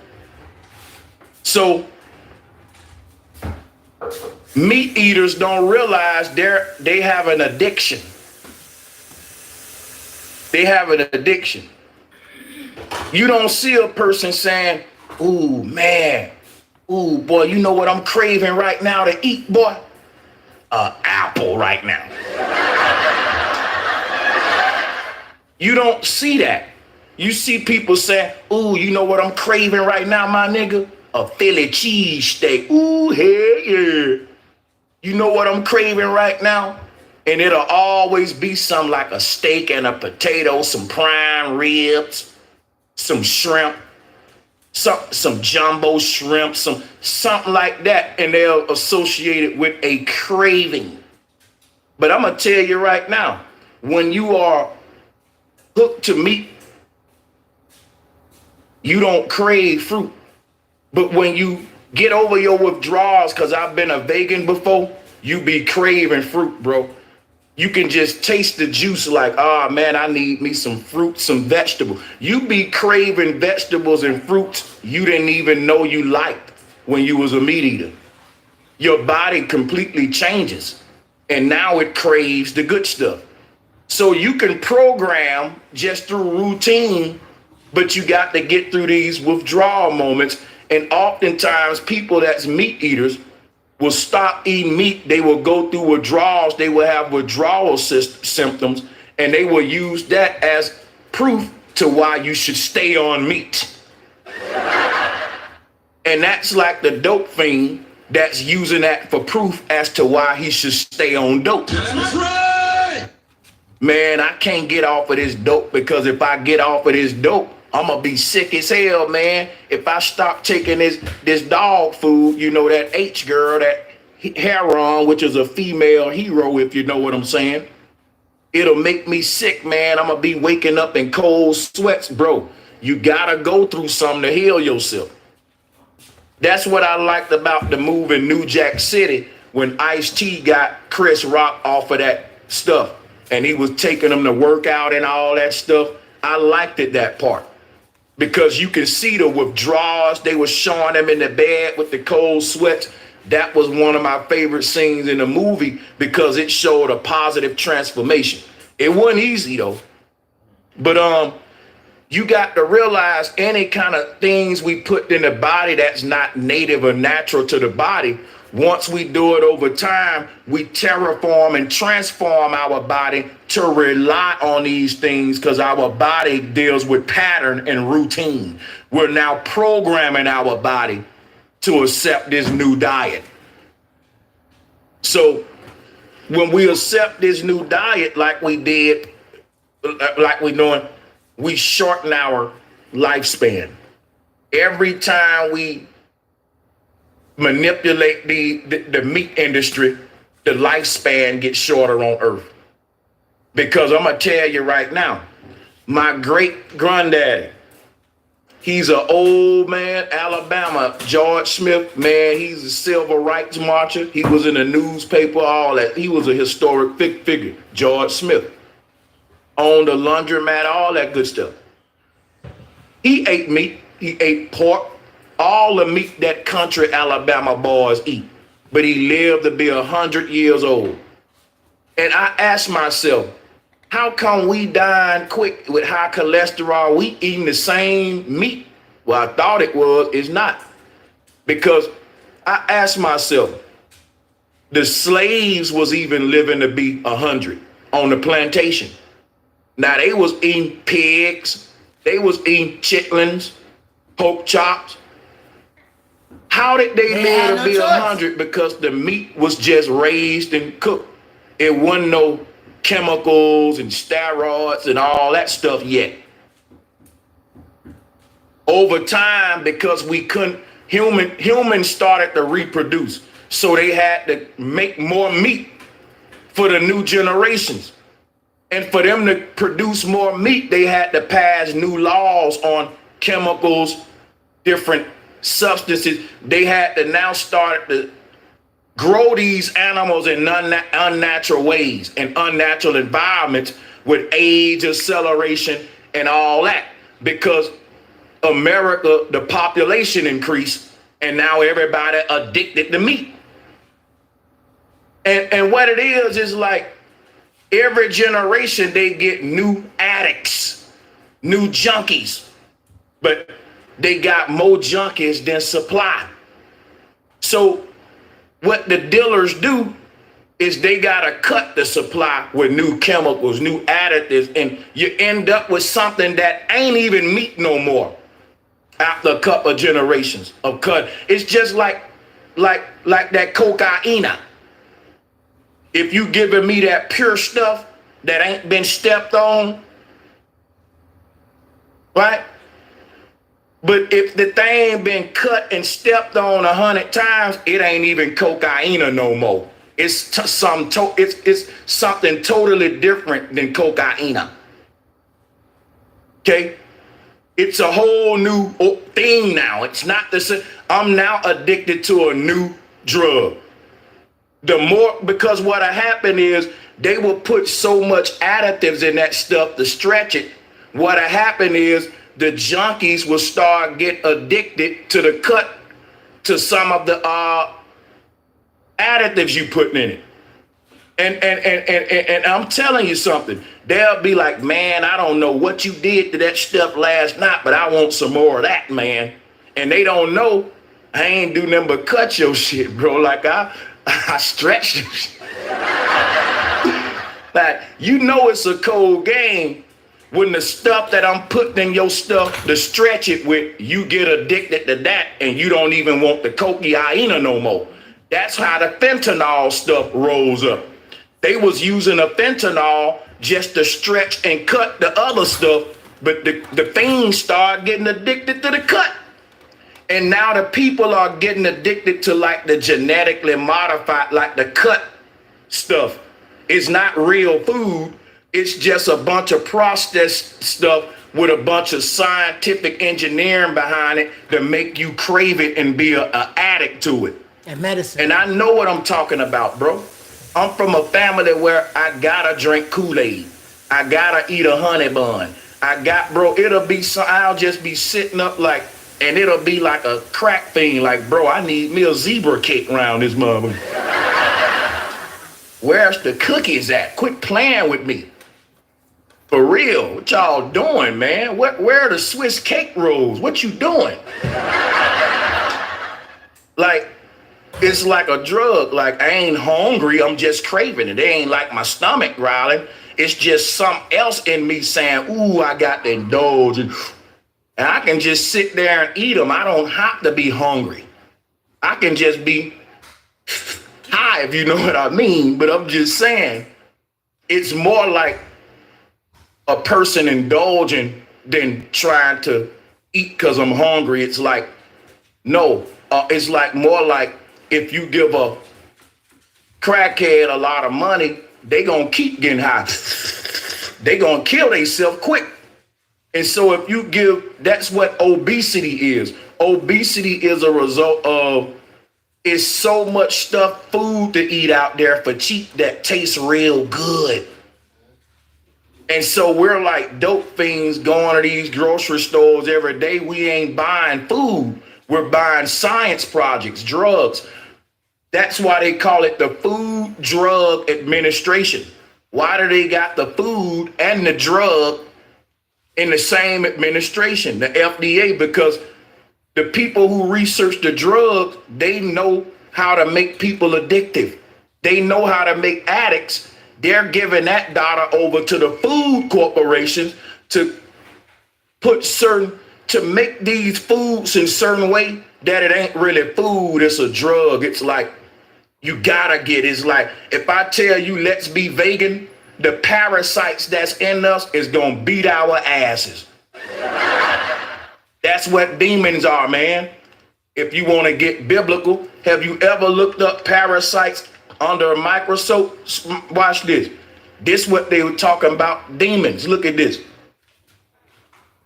They said he's possessed by demons because the stuff that they feeding us, we ain't craving it. It's these demons in us that's possessing us, telling us, go eat that zebra cake. Ooh, nigga, some waffles with that Aunt Jemima sound good. That ain't you craving that. That's this.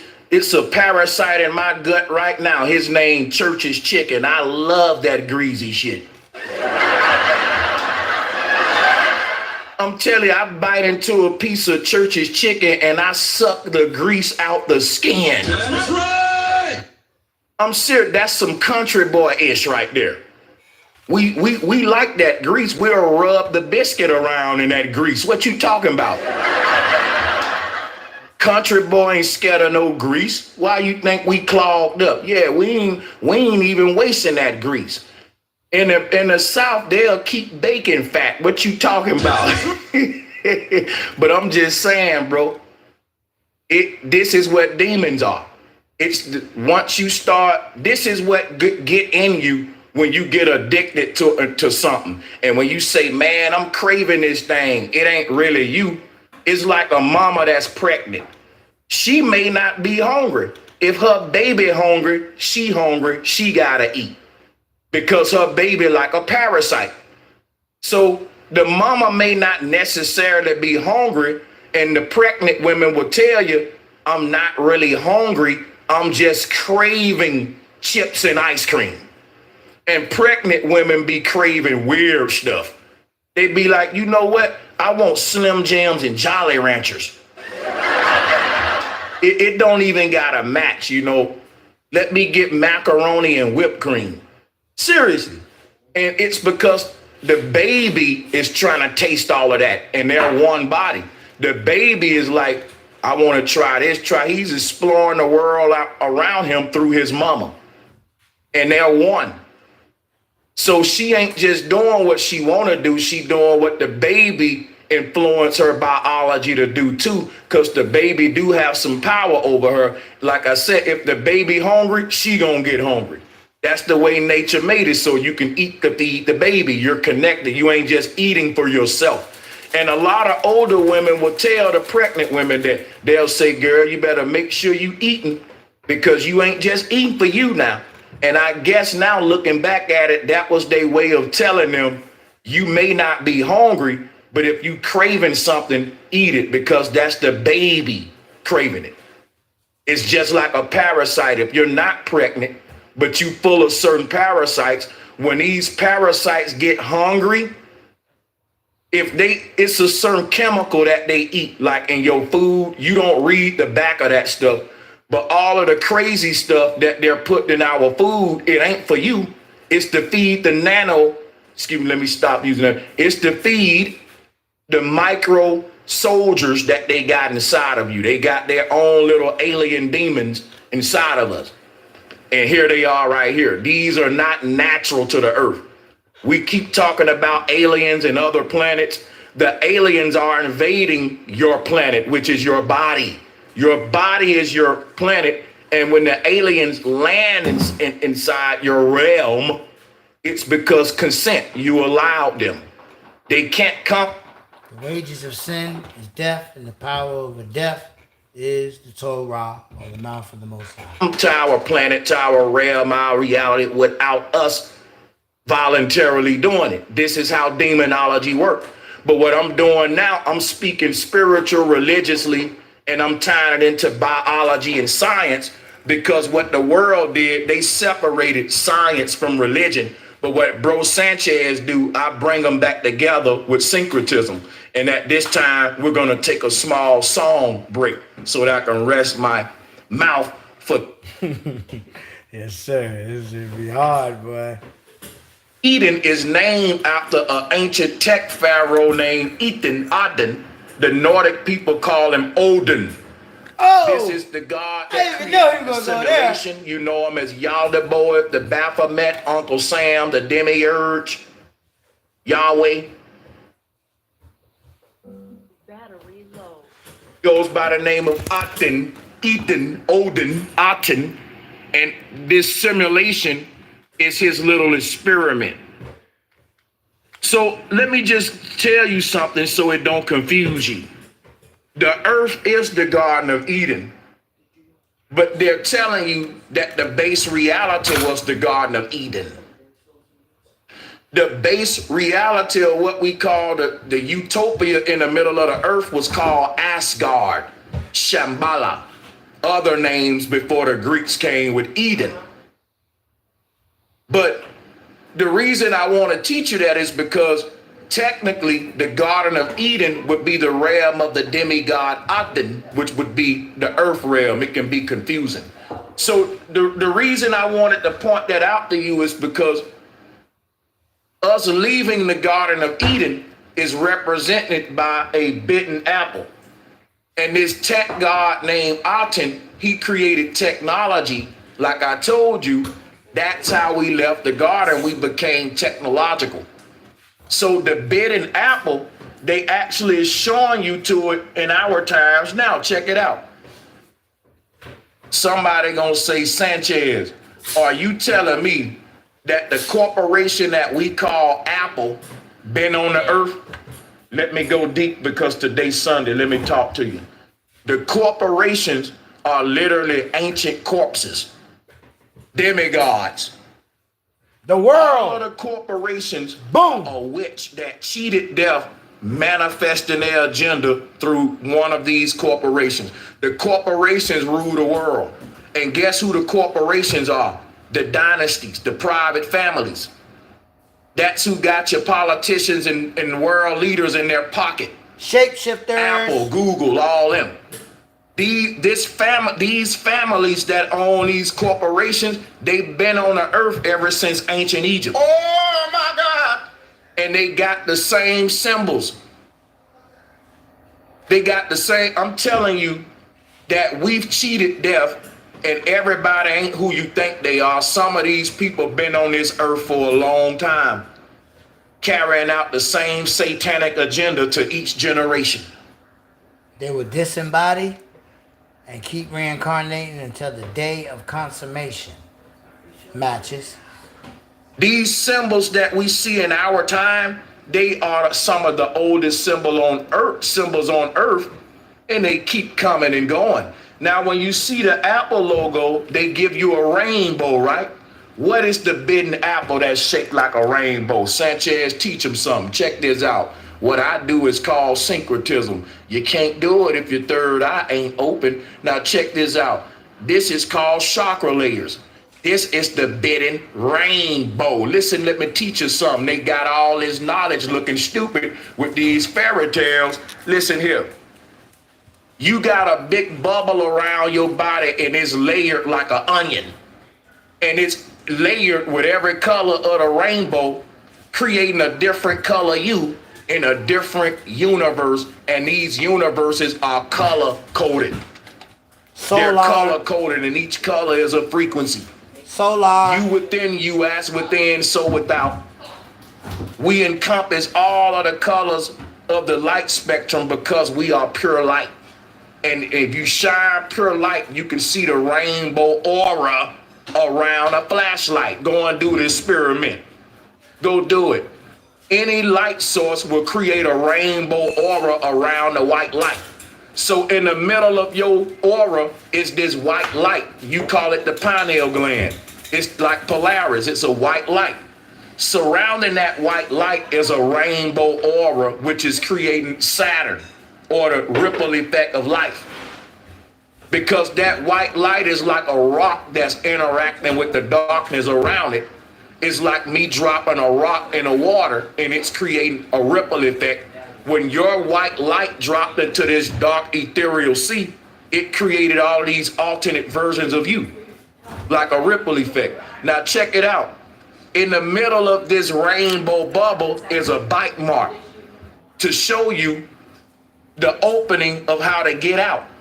That's called a crown chakra. Let me show you the bitten apple. No one else gonna show you all this. Watch this. Here's the truth about the bitten apple, the symbol. Because it's deep, it's been on the earth. Here go the bitten apple right here. It's a Taurus field. This apple is bitten because the vortex at the top allows the energy to recycle in and around it. Just like I'm gonna show you here. I'm gonna pull up a Giphy for the new people. We always wanna pull that up. Here is the bitten apple. All of the people in power know the secrets of the earth and electromagnetic energy. And we found this out in ancient Egypt, and it became forbidden because this is the knowledge that will make man like gods, aka transhumans, which is what the pharaohs were. They was getting into computers, wireless technology. What you think the obelisks are? Those are like 5G towers, and they've survived so many resets. If you destroy these towers around the world, let me show you something. If you destroy these towers around the world, all of the archons are drop dead, like robots without a battery. Watch this. They're receiving, it's a network of energy. And the first energy grid is right here in front of your face. It's a worldwide network of towers that's interconnected with the Eiffel Tower, the Empire State Building. It's a wireless network energy grid they ain't even telling you about. It's been so many cataclysms on this earth, but guess what? These obelisks and these little needles still standing. Stupid. Entire mountains crumble down, but this little needle standing up. Some mysterious about this earth now. You got entire empires that have fell down to rubbish, but this little bitty old needle still standing through all that test of time. These little needles all around the earth still standing. Earthquakes decimate entire cities, but the pyramids and these little needles, they still go. You know why? These things foundated deeper to the earth than we think, and they are in special places on the earth that are what I call safe spots for any cataclysms. And what's so crazy about it, it's because they part of an ancient grid built into the simulation to keep the non-player characters charged. They don't receive their energy they don't create their own energy like we do. Inside of your body is a soul. That is an energy source. And that's what your body using to power itself. When your soul leave your body will no longer power itself. It's that simple. There are another group of humans among us, they don't have souls. So they have to power themselves by finding a way to siphon the energy from people with souls. And how do they do that? Snare traps. Through the world system that we got of meat eating and veganism. Let me show you what I mean. Technology Ouija board. Everybody with a soul, you can live on this earth without being a predator. You don't gotta take energy from nothing. If you got a soul in your body, you can become a vegan. You're a pure light being. The plants ain't nothing but light. Photosynthesis is all light based. In other words, the light of the base reality is being absorbed in the trees and the plants, and we eat that. And it's like a big reciprocity system to where we're eating the light of the light of our base reality because we left home, y'all. We left home.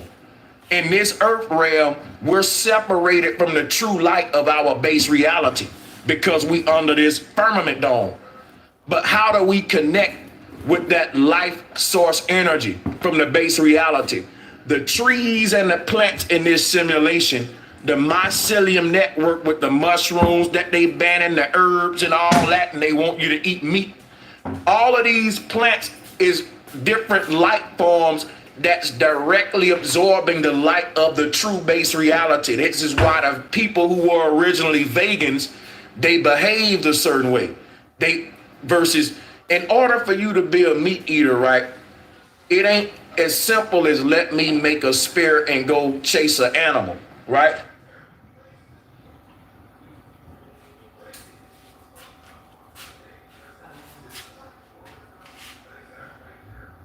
It ain't as simple as they try to make it like, well, when man learned how to sharpen the wood into a spear, he became a hunter. You think it took man millions of years to learn how to sharpen a stick? Stupid.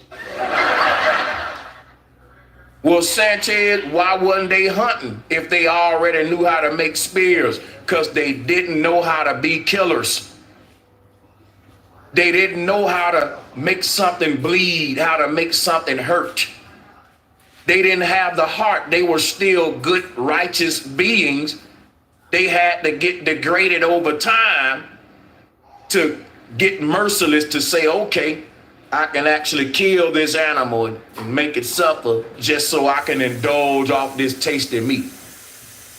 Even when I grew up in Alabama as a little boy hunting, it wasn't about the technology. It was about, I was looking at that rabbit as a pet. Like all of my brothers and cousins and uncles, they went through the initiation.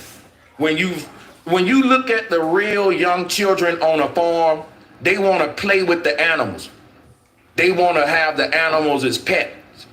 But what you will see at a very young age, they'll breed that out of them children. They will make the youngest child do the killing. And really, that is kind of child abuse. When you think about it, the psychological, it's a cult, man. We're in a meat-eating cult. And it was never about we didn't have the technology to be meat eaters. We didn't have the heart. If you look at all the pre-dynastic spiritual systems, they had rules against harming animals, which proves what I'm saying. Touch no blood. And I'm gonna read you some scriptures here in a minute about in the Bible that talks about how animals shouldn't be harmed. So the barbarians, it was a certain people that the Bible spoke of who were meat eaters. It wasn't everybody. Everybody was, if you were original indigenous being with a soul, you didn't need meat. You didn't have to be a predator. All you needed was the plant life and herbs. But there was some people that couldn't connect with the herb and plant life, in my opinion. They'd have no connection to anything that absorbs true light through photosynthesis, just like you do it too, right? So what they gotta do, they gotta siphon their energy from something that does absorb the light, like a leech. They become this host, like a parasite or a mosquito that have to get its energy from something that's getting its energy from something, because it ain't built in a way to directly connect to the true energy source of the universe. It's separated from God, which is just energy. The true energy source behind the veil, behind the firmament dome. The beings that are condemned to this earth, they can't access the energy beyond this earth, which is why they are trapped in here to predate on each other. And they falling into cannibalism and all kind of parasitical ways to siphon energy from each other. That's what this whole earth is based upon, a big energy war. It's all about energy. We think it's about money, but money is power, literally. We talking energy. Spirit bomb. And this is what it was about in Egypt.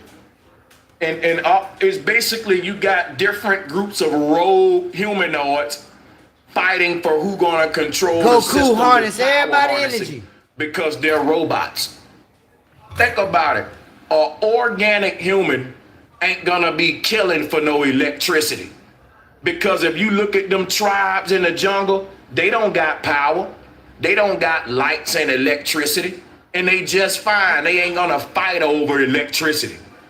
Now, if I was a humanoid and I relied on artificial energy to power myself, I'll fight you over that, because that's like my blood.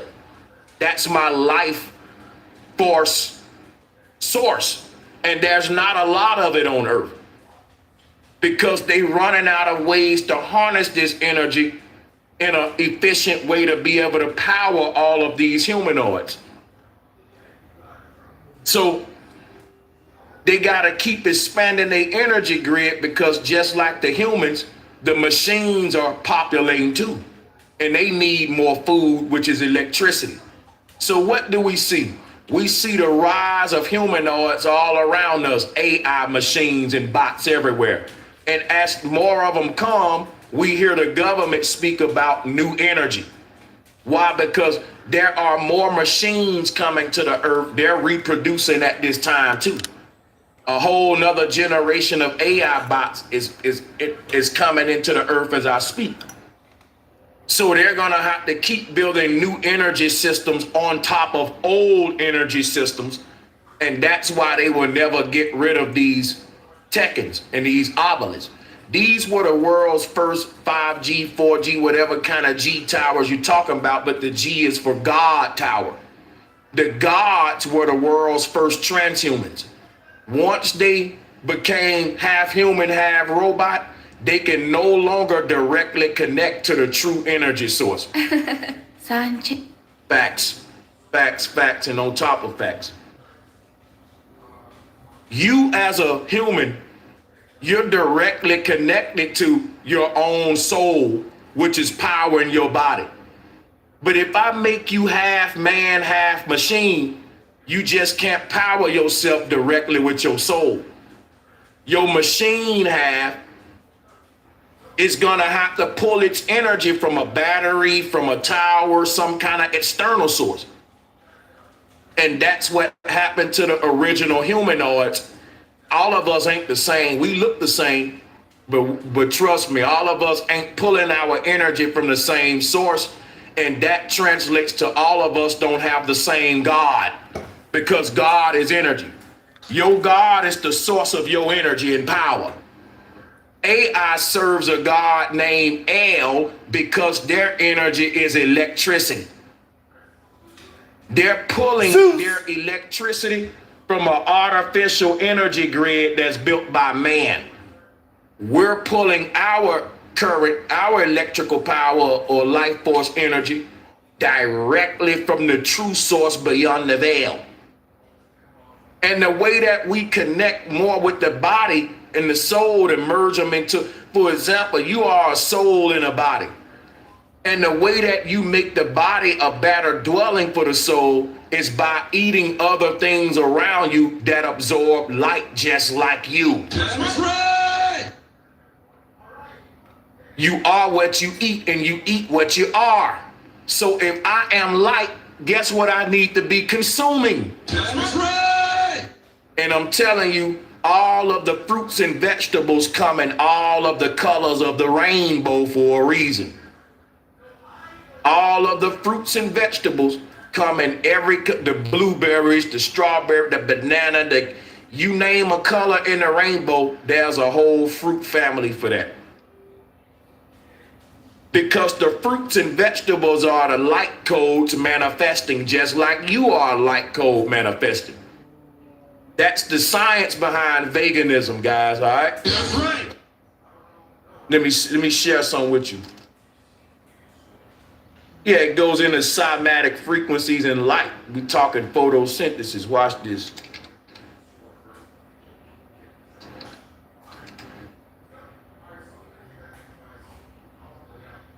What they do, they arrange all of these fruits and vegetables, and it looks so dope. It looks like a gradient, bro. They make it like the rainbow, like this one. Look at how dope that is. Every color in the light spectrum is manifesting as a fruit or vegetable. So if you were a chakra-based being, meaning a fallen angel like what we are, you have an aura. And what your aura is every color of the light spectrum you manifesting. So let me show you. It's about mind, body, and spirit. We forget that your spirit is a part of your health. It's the most important part. Check this out. Everything on the earth manifesting as a plant, it's connected to the earth via the mycelium network. Everything, it's connected to the universe. Because that's what I meant to say. I've been saying earth. Not everything can connect to the universe. So things that can't connect directly to the universe, they attach themselves to beings that can connect to the universe, which is me and you. Now look, fruits and vegetables is feeding all of your electromagnetic frequency code. You are more than just your body. You are the energy around your body. And to expand your energy bubble, right, is to eat fruits and vegetables. People who eat fruits and vegetables even vibrate on a higher level because they don't have the karma that comes with the animal and the chemicals that it releases upon death. And they're getting pure light from the universe. And that's why they try to genetically modify the fruits and vegetables. You see what I'm saying? Because they trying to take the light code out of it. The thing that will really, because you ain't just growing your body, people. I keep telling you, mind, body, spirit. You growing your spirit too. You growing your body from the outside in, and you growing your spirit from the inside out. And the thing about it is this, we can look from around us. You will crave certain things. Like what's crazy about each of these color bubbles, each of these color bubbles is associated with one of the 7 main organs, one of the 7 primary organs in the body. Each of these organs is a vibration that's manifested in the flesh from a chakra layer. So each of these chakra layers is a frequency that manifests as without and as within. So the chakra layer around the body manifests as a chakra ball inside the body. And if you study the way that an onion is layered, you will see the same thing, that each layer around the onion has a part in the stalk in the middle of it where it wraps itself back in and out like a torus field. And I'll show you now what I'm saying. You cut an onion open and you will see that all of the layers are connected at the middle. So the outer layer of the onion, it goes back into the middle and it goes through the middle and up and around again. And basically what the onion is what I was showing you earlier here. It's an electromagnetic, everything is just a torus field. Here it is here. Now the word onion, I deciphered this myself. It comes from the term on and on and on. When you say on and on, you get onion. So if you look at the spelling of onion, it's literally, let me type it out in the chat room. This is what syncretism is about. So let me show you.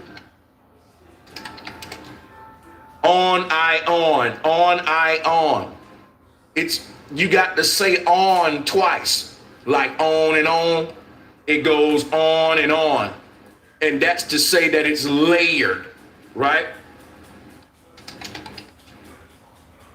So the onion, the name of it itself is a testament to its layered nature. It goes on and on like a ripple effect, like your chakra layers. So each layer has a middle section of the stalk that's responsible for its expansion outward though. A woman is layered the same way as the wound in the cosmos. So, let's go back. Her worst fear was confirmed. Lisa had been here. And now, she knew what had happened to her. Marcel had butchered her own cousin. Renee's breath came in shallow gasps. She had to get out. She turned, moving as fast as she could without making noise. But just as she reached the door, her foot slipped. She looked down. A pool of blood.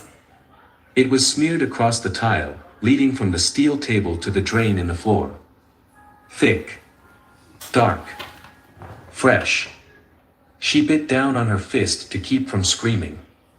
Gripping the bracelet, she forced herself to keep moving, slipping out of the freezer and locking the door behind her. By the time she made it to her car, her entire body was shaking violently. She gripped the steering wheel, trying to catch her breath. But there was no time to process what she had just seen. By morning, she had made her decision. She was going to the police. Marcel had spent years perfecting the art of deception. He knew how to read people, how to detect a lie, how to sense when someone was hiding something. It was a skill that had kept him alive. And when he looked at Renee that night, he knew. She had seen. She had discovered his secret. But Marcel wasn't impulsive. He didn't explode in anger or demand answers. Instead, he watched. He waited. He let her think she had fooled him. When she returned home that night, she pretended nothing had changed. She kissed him on the cheek, mumbled something about being tired, and went straight to bed. But Marcel noticed her hands were shaking.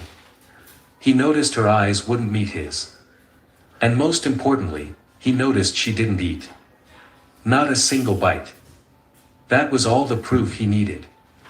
She knew. The next morning, Renee woke up before the sun rose. She lay in bed, staring at the ceiling, her mind racing. She had two options. Go straight to the police. Risk him catching on, risk him getting to her first, or confront him. Try to reason with him, try to make him stop. She chose wrong. As Marcel sat at the kitchen table, drinking his morning coffee, Renee stood across from him, gripping the counter so tightly her knuckles turned white. Her heart was pounding, but she forced herself to stay calm. "Marcel," she said, her voice barely above a whisper. "I know what you've been doing." He didn't move. She took a shaky breath. "I saw the freezer. I saw the packages. I saw Lisa's bracelet." Still, nothing. Marcel just sat there, stirring his coffee like she hadn't just shattered their entire world. "I don't know how long you've been doing this," she continued, gathering her courage, "but it has to stop. I won't keep your secret. I can't." She braced herself for an explosion of rage. But instead, Marcel smiled. And in the coldest, calmest voice, he asked, "And what exactly do you plan to do with that information, baby?" A chill ran down Renee's spine. That wasn't the response of a man who was afraid of getting caught. That was the response of a man who had already made up his mind. Her instincts screamed at her to run. She turned, too late. Marcel lunged. Renee barely had time to react before his hands were around her throat, shoving her against the wall. Her head slammed into the plaster, sending pain exploding through her skull. She gasped, kicking, clawing at his arms, but Marcel was stronger. Much stronger. Her vision blurred as his grip tightened. She tried to scream, but no sound came out. Black spots danced in her eyes. She could hear his breath, slow, steady, controlled. This wasn't rage. This wasn't impulse. This was planned. He was waiting. Watching. Enjoying the moment she realized she wouldn't make it out of that house alive. Just as she thought she might pass out, Marcel suddenly let go. Renee collapsed to the floor, choking, gasping for air. But before she could move, before she could crawl, scream, or fight, the knife was already in his hand. She barely saw it coming. A flash of steel. A sharp, searing pain. Then, warmth. A deep, pulsing warmth spreading across her stomach. She looked down. His knife was buried to the hilt, right below her ribs. Her own blood seeped through her hands as she grabbed at the wound. Marcel twisted the blade. A strangled cry tore from her lips. She fell.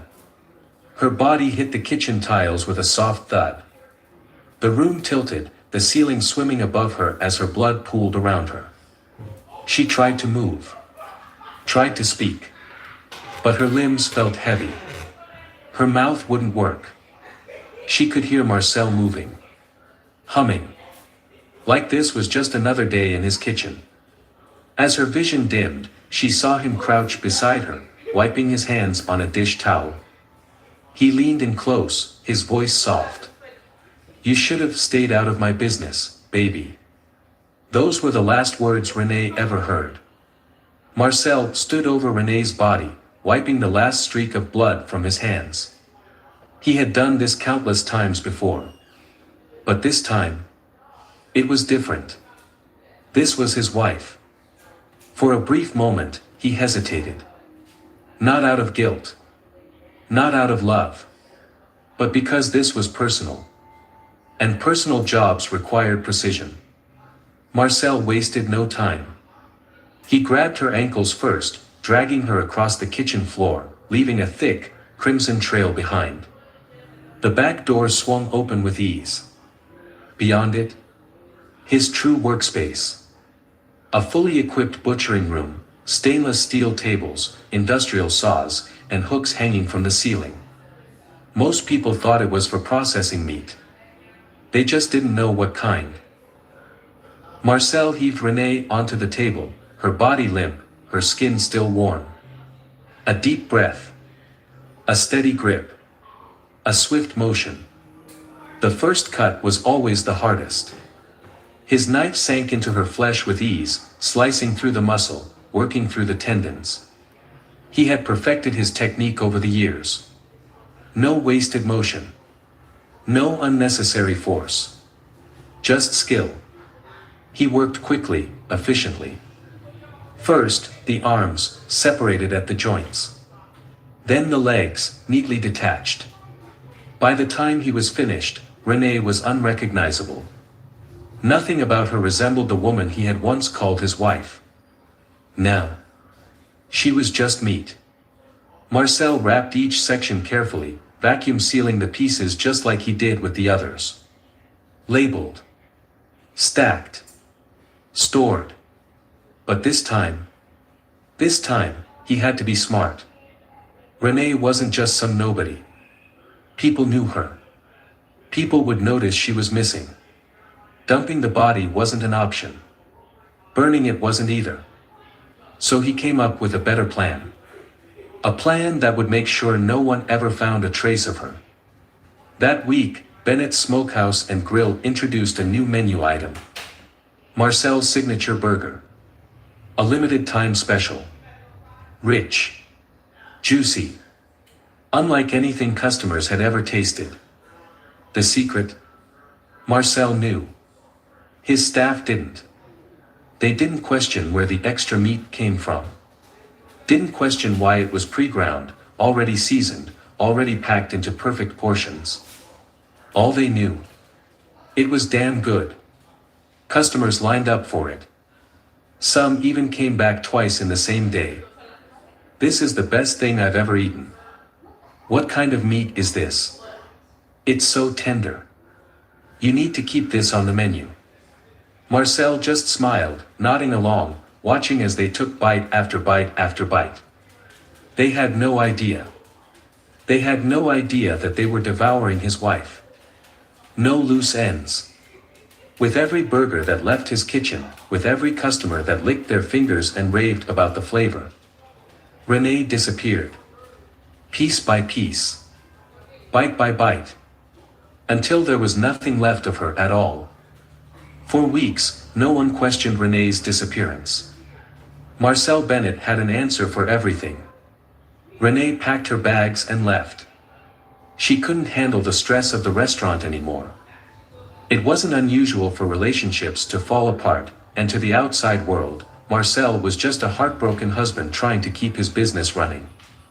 Besides, people weren't focused on Renee. They were too busy talking about the food. The restaurant had never Sorcery dangerous, ain't it?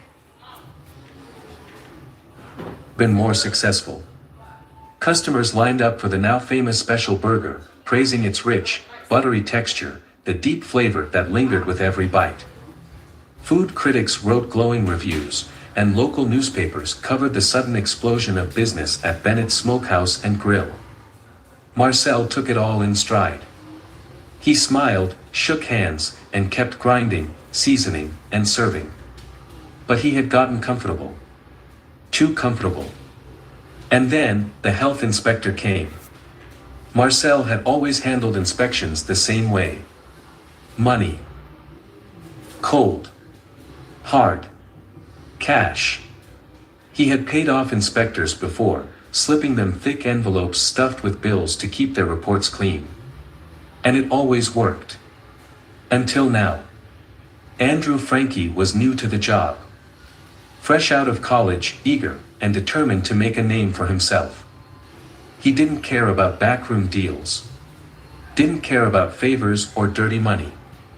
He cared about one thing, following the rules. And when he walked into Bennett Smokehouse and Grill for a routine inspection, he had no idea what he was about to uncover. At first, everything seemed fine. The kitchen was clean. The equipment was up to standard. The meat storage appeared well stocked. But then he checked the freezer. A place Marcel never let anyone near. The second Andrew pulled open the heavy metal door, he felt it. The stench. Justice. It wasn't just raw meat. It was something worse. Rotting. Decay. The air was thick with it. Andrew's stomach turned, but he kept moving, pushing deeper into the walk-in freezer. Stronghold. Then he saw them. Neatly wrapped packages, labeled just like any butcher shop would. But these weren't labeled beef or pork.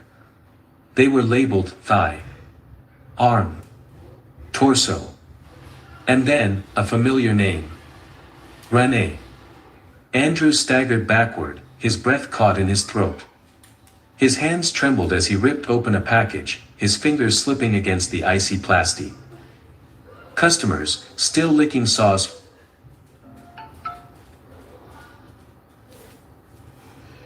watched in horror as officers dragged Marcel out in handcuffs. The freezer was sealed off. Investigators combed through every inch of the building. And what they found shocked the entire country. The evidence was staggering. 12 missing people, all linked to Marcel Bennett.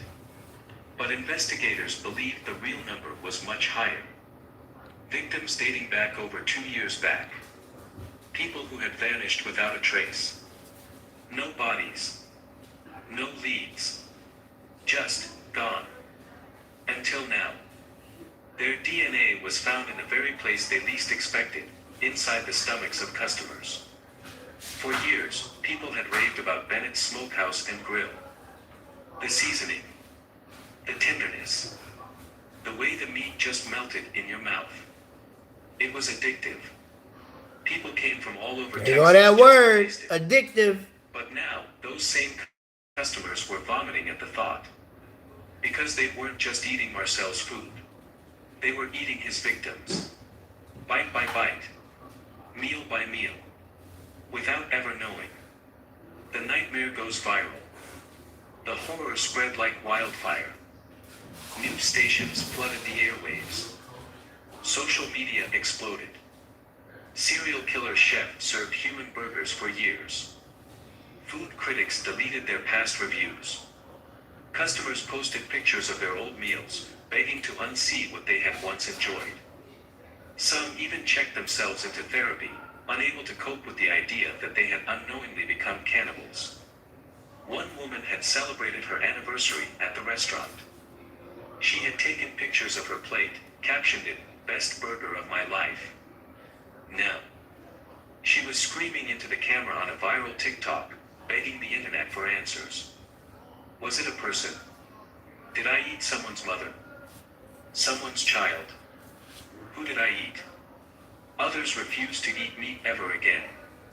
One man, after realizing he had eaten at the restaurant over 50 times, was found curled up in a fetal position in his shower, sobbing. "I thought I was just eating barbecue," he cried. "I didn't know.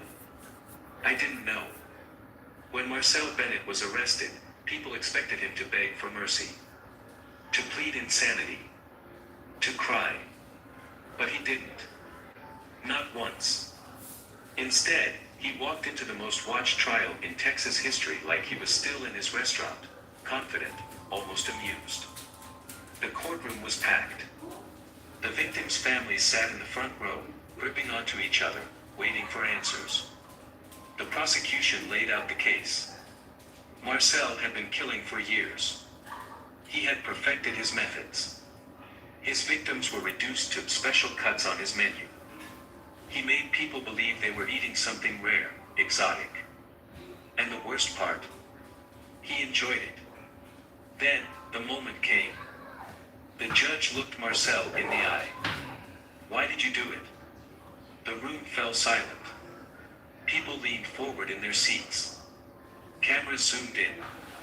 Marcel just smiled. And in the coldest, most chilling voice imaginable, he said, "People loved my food. That's all that matters." The jury didn't waste time. In just 2 hours, they returned with their decision. Marcel Bennett was guilty of murder, cannibalism, It took 2 hours? of course, tampering with evidence, food contamination. His sentence, death. But even as he was led away, his face remained unchanged. No regret, no fear, just a smirk, like he had one. Marcel spent 3 years on death row, completely unbothered. He refused to do interviews. He never appealed his sentence. He never even tried to explain himself. Instead, he spent his days cooking for other inmates. Some guards swore they saw him whispering to his food before serving it, as if he was still running his restaurant, Sorcery. still feeding people his victims. On the day of his execution, Marcel was given the choice of his final meal. Most inmates request comfort food. Marcel, he requested a single, rare steak. When the guards asked him why, he simply grinned. One last taste, he said. He chewed slowly, savoring every bite, as if he were tasting something familiar, something he had eaten before. When asked if he had any last words, Marcel looked straight at the witnesses. Some were his victims' families. Some were former customers. And he smiled. "You all loved my food," he said. "And you'll never know how much of it was really me." Gasps filled the room. One woman fainted. One man vomited right there on the floor. Before anyone could process his words, the execution began. Marcel Bennett was declared dead at 7:42 p.m. His body was cremated. His ashes were scattered over a landfill, a place filled with rot and decay. Fitting. But even after his death, one question haunted the city. How many people had unknowingly eaten human flesh? How many customers, food critics, and even children had consumed his victims, without ever knowing? The restaurant was shut down. The building was burned to the ground. But the memory? It would never disappear. Because for years, people had taken part in his crimes. Not by choice, but because he made them. And that was his final victory. He didn't just kill. He made everyone else a part of it. Bite by bite. Meal by meal. Without ever knowing the truth. The story of Marcel Bennett isn't just about murder. It's about deception, power, and the horrors that hide in plain sight. Just like McDonald's and all the missing children you never find and homeless people. Same thing, only it's Ham, it's Uncle Sam, it's them, soulless beings. Thanks for coming out. Braca.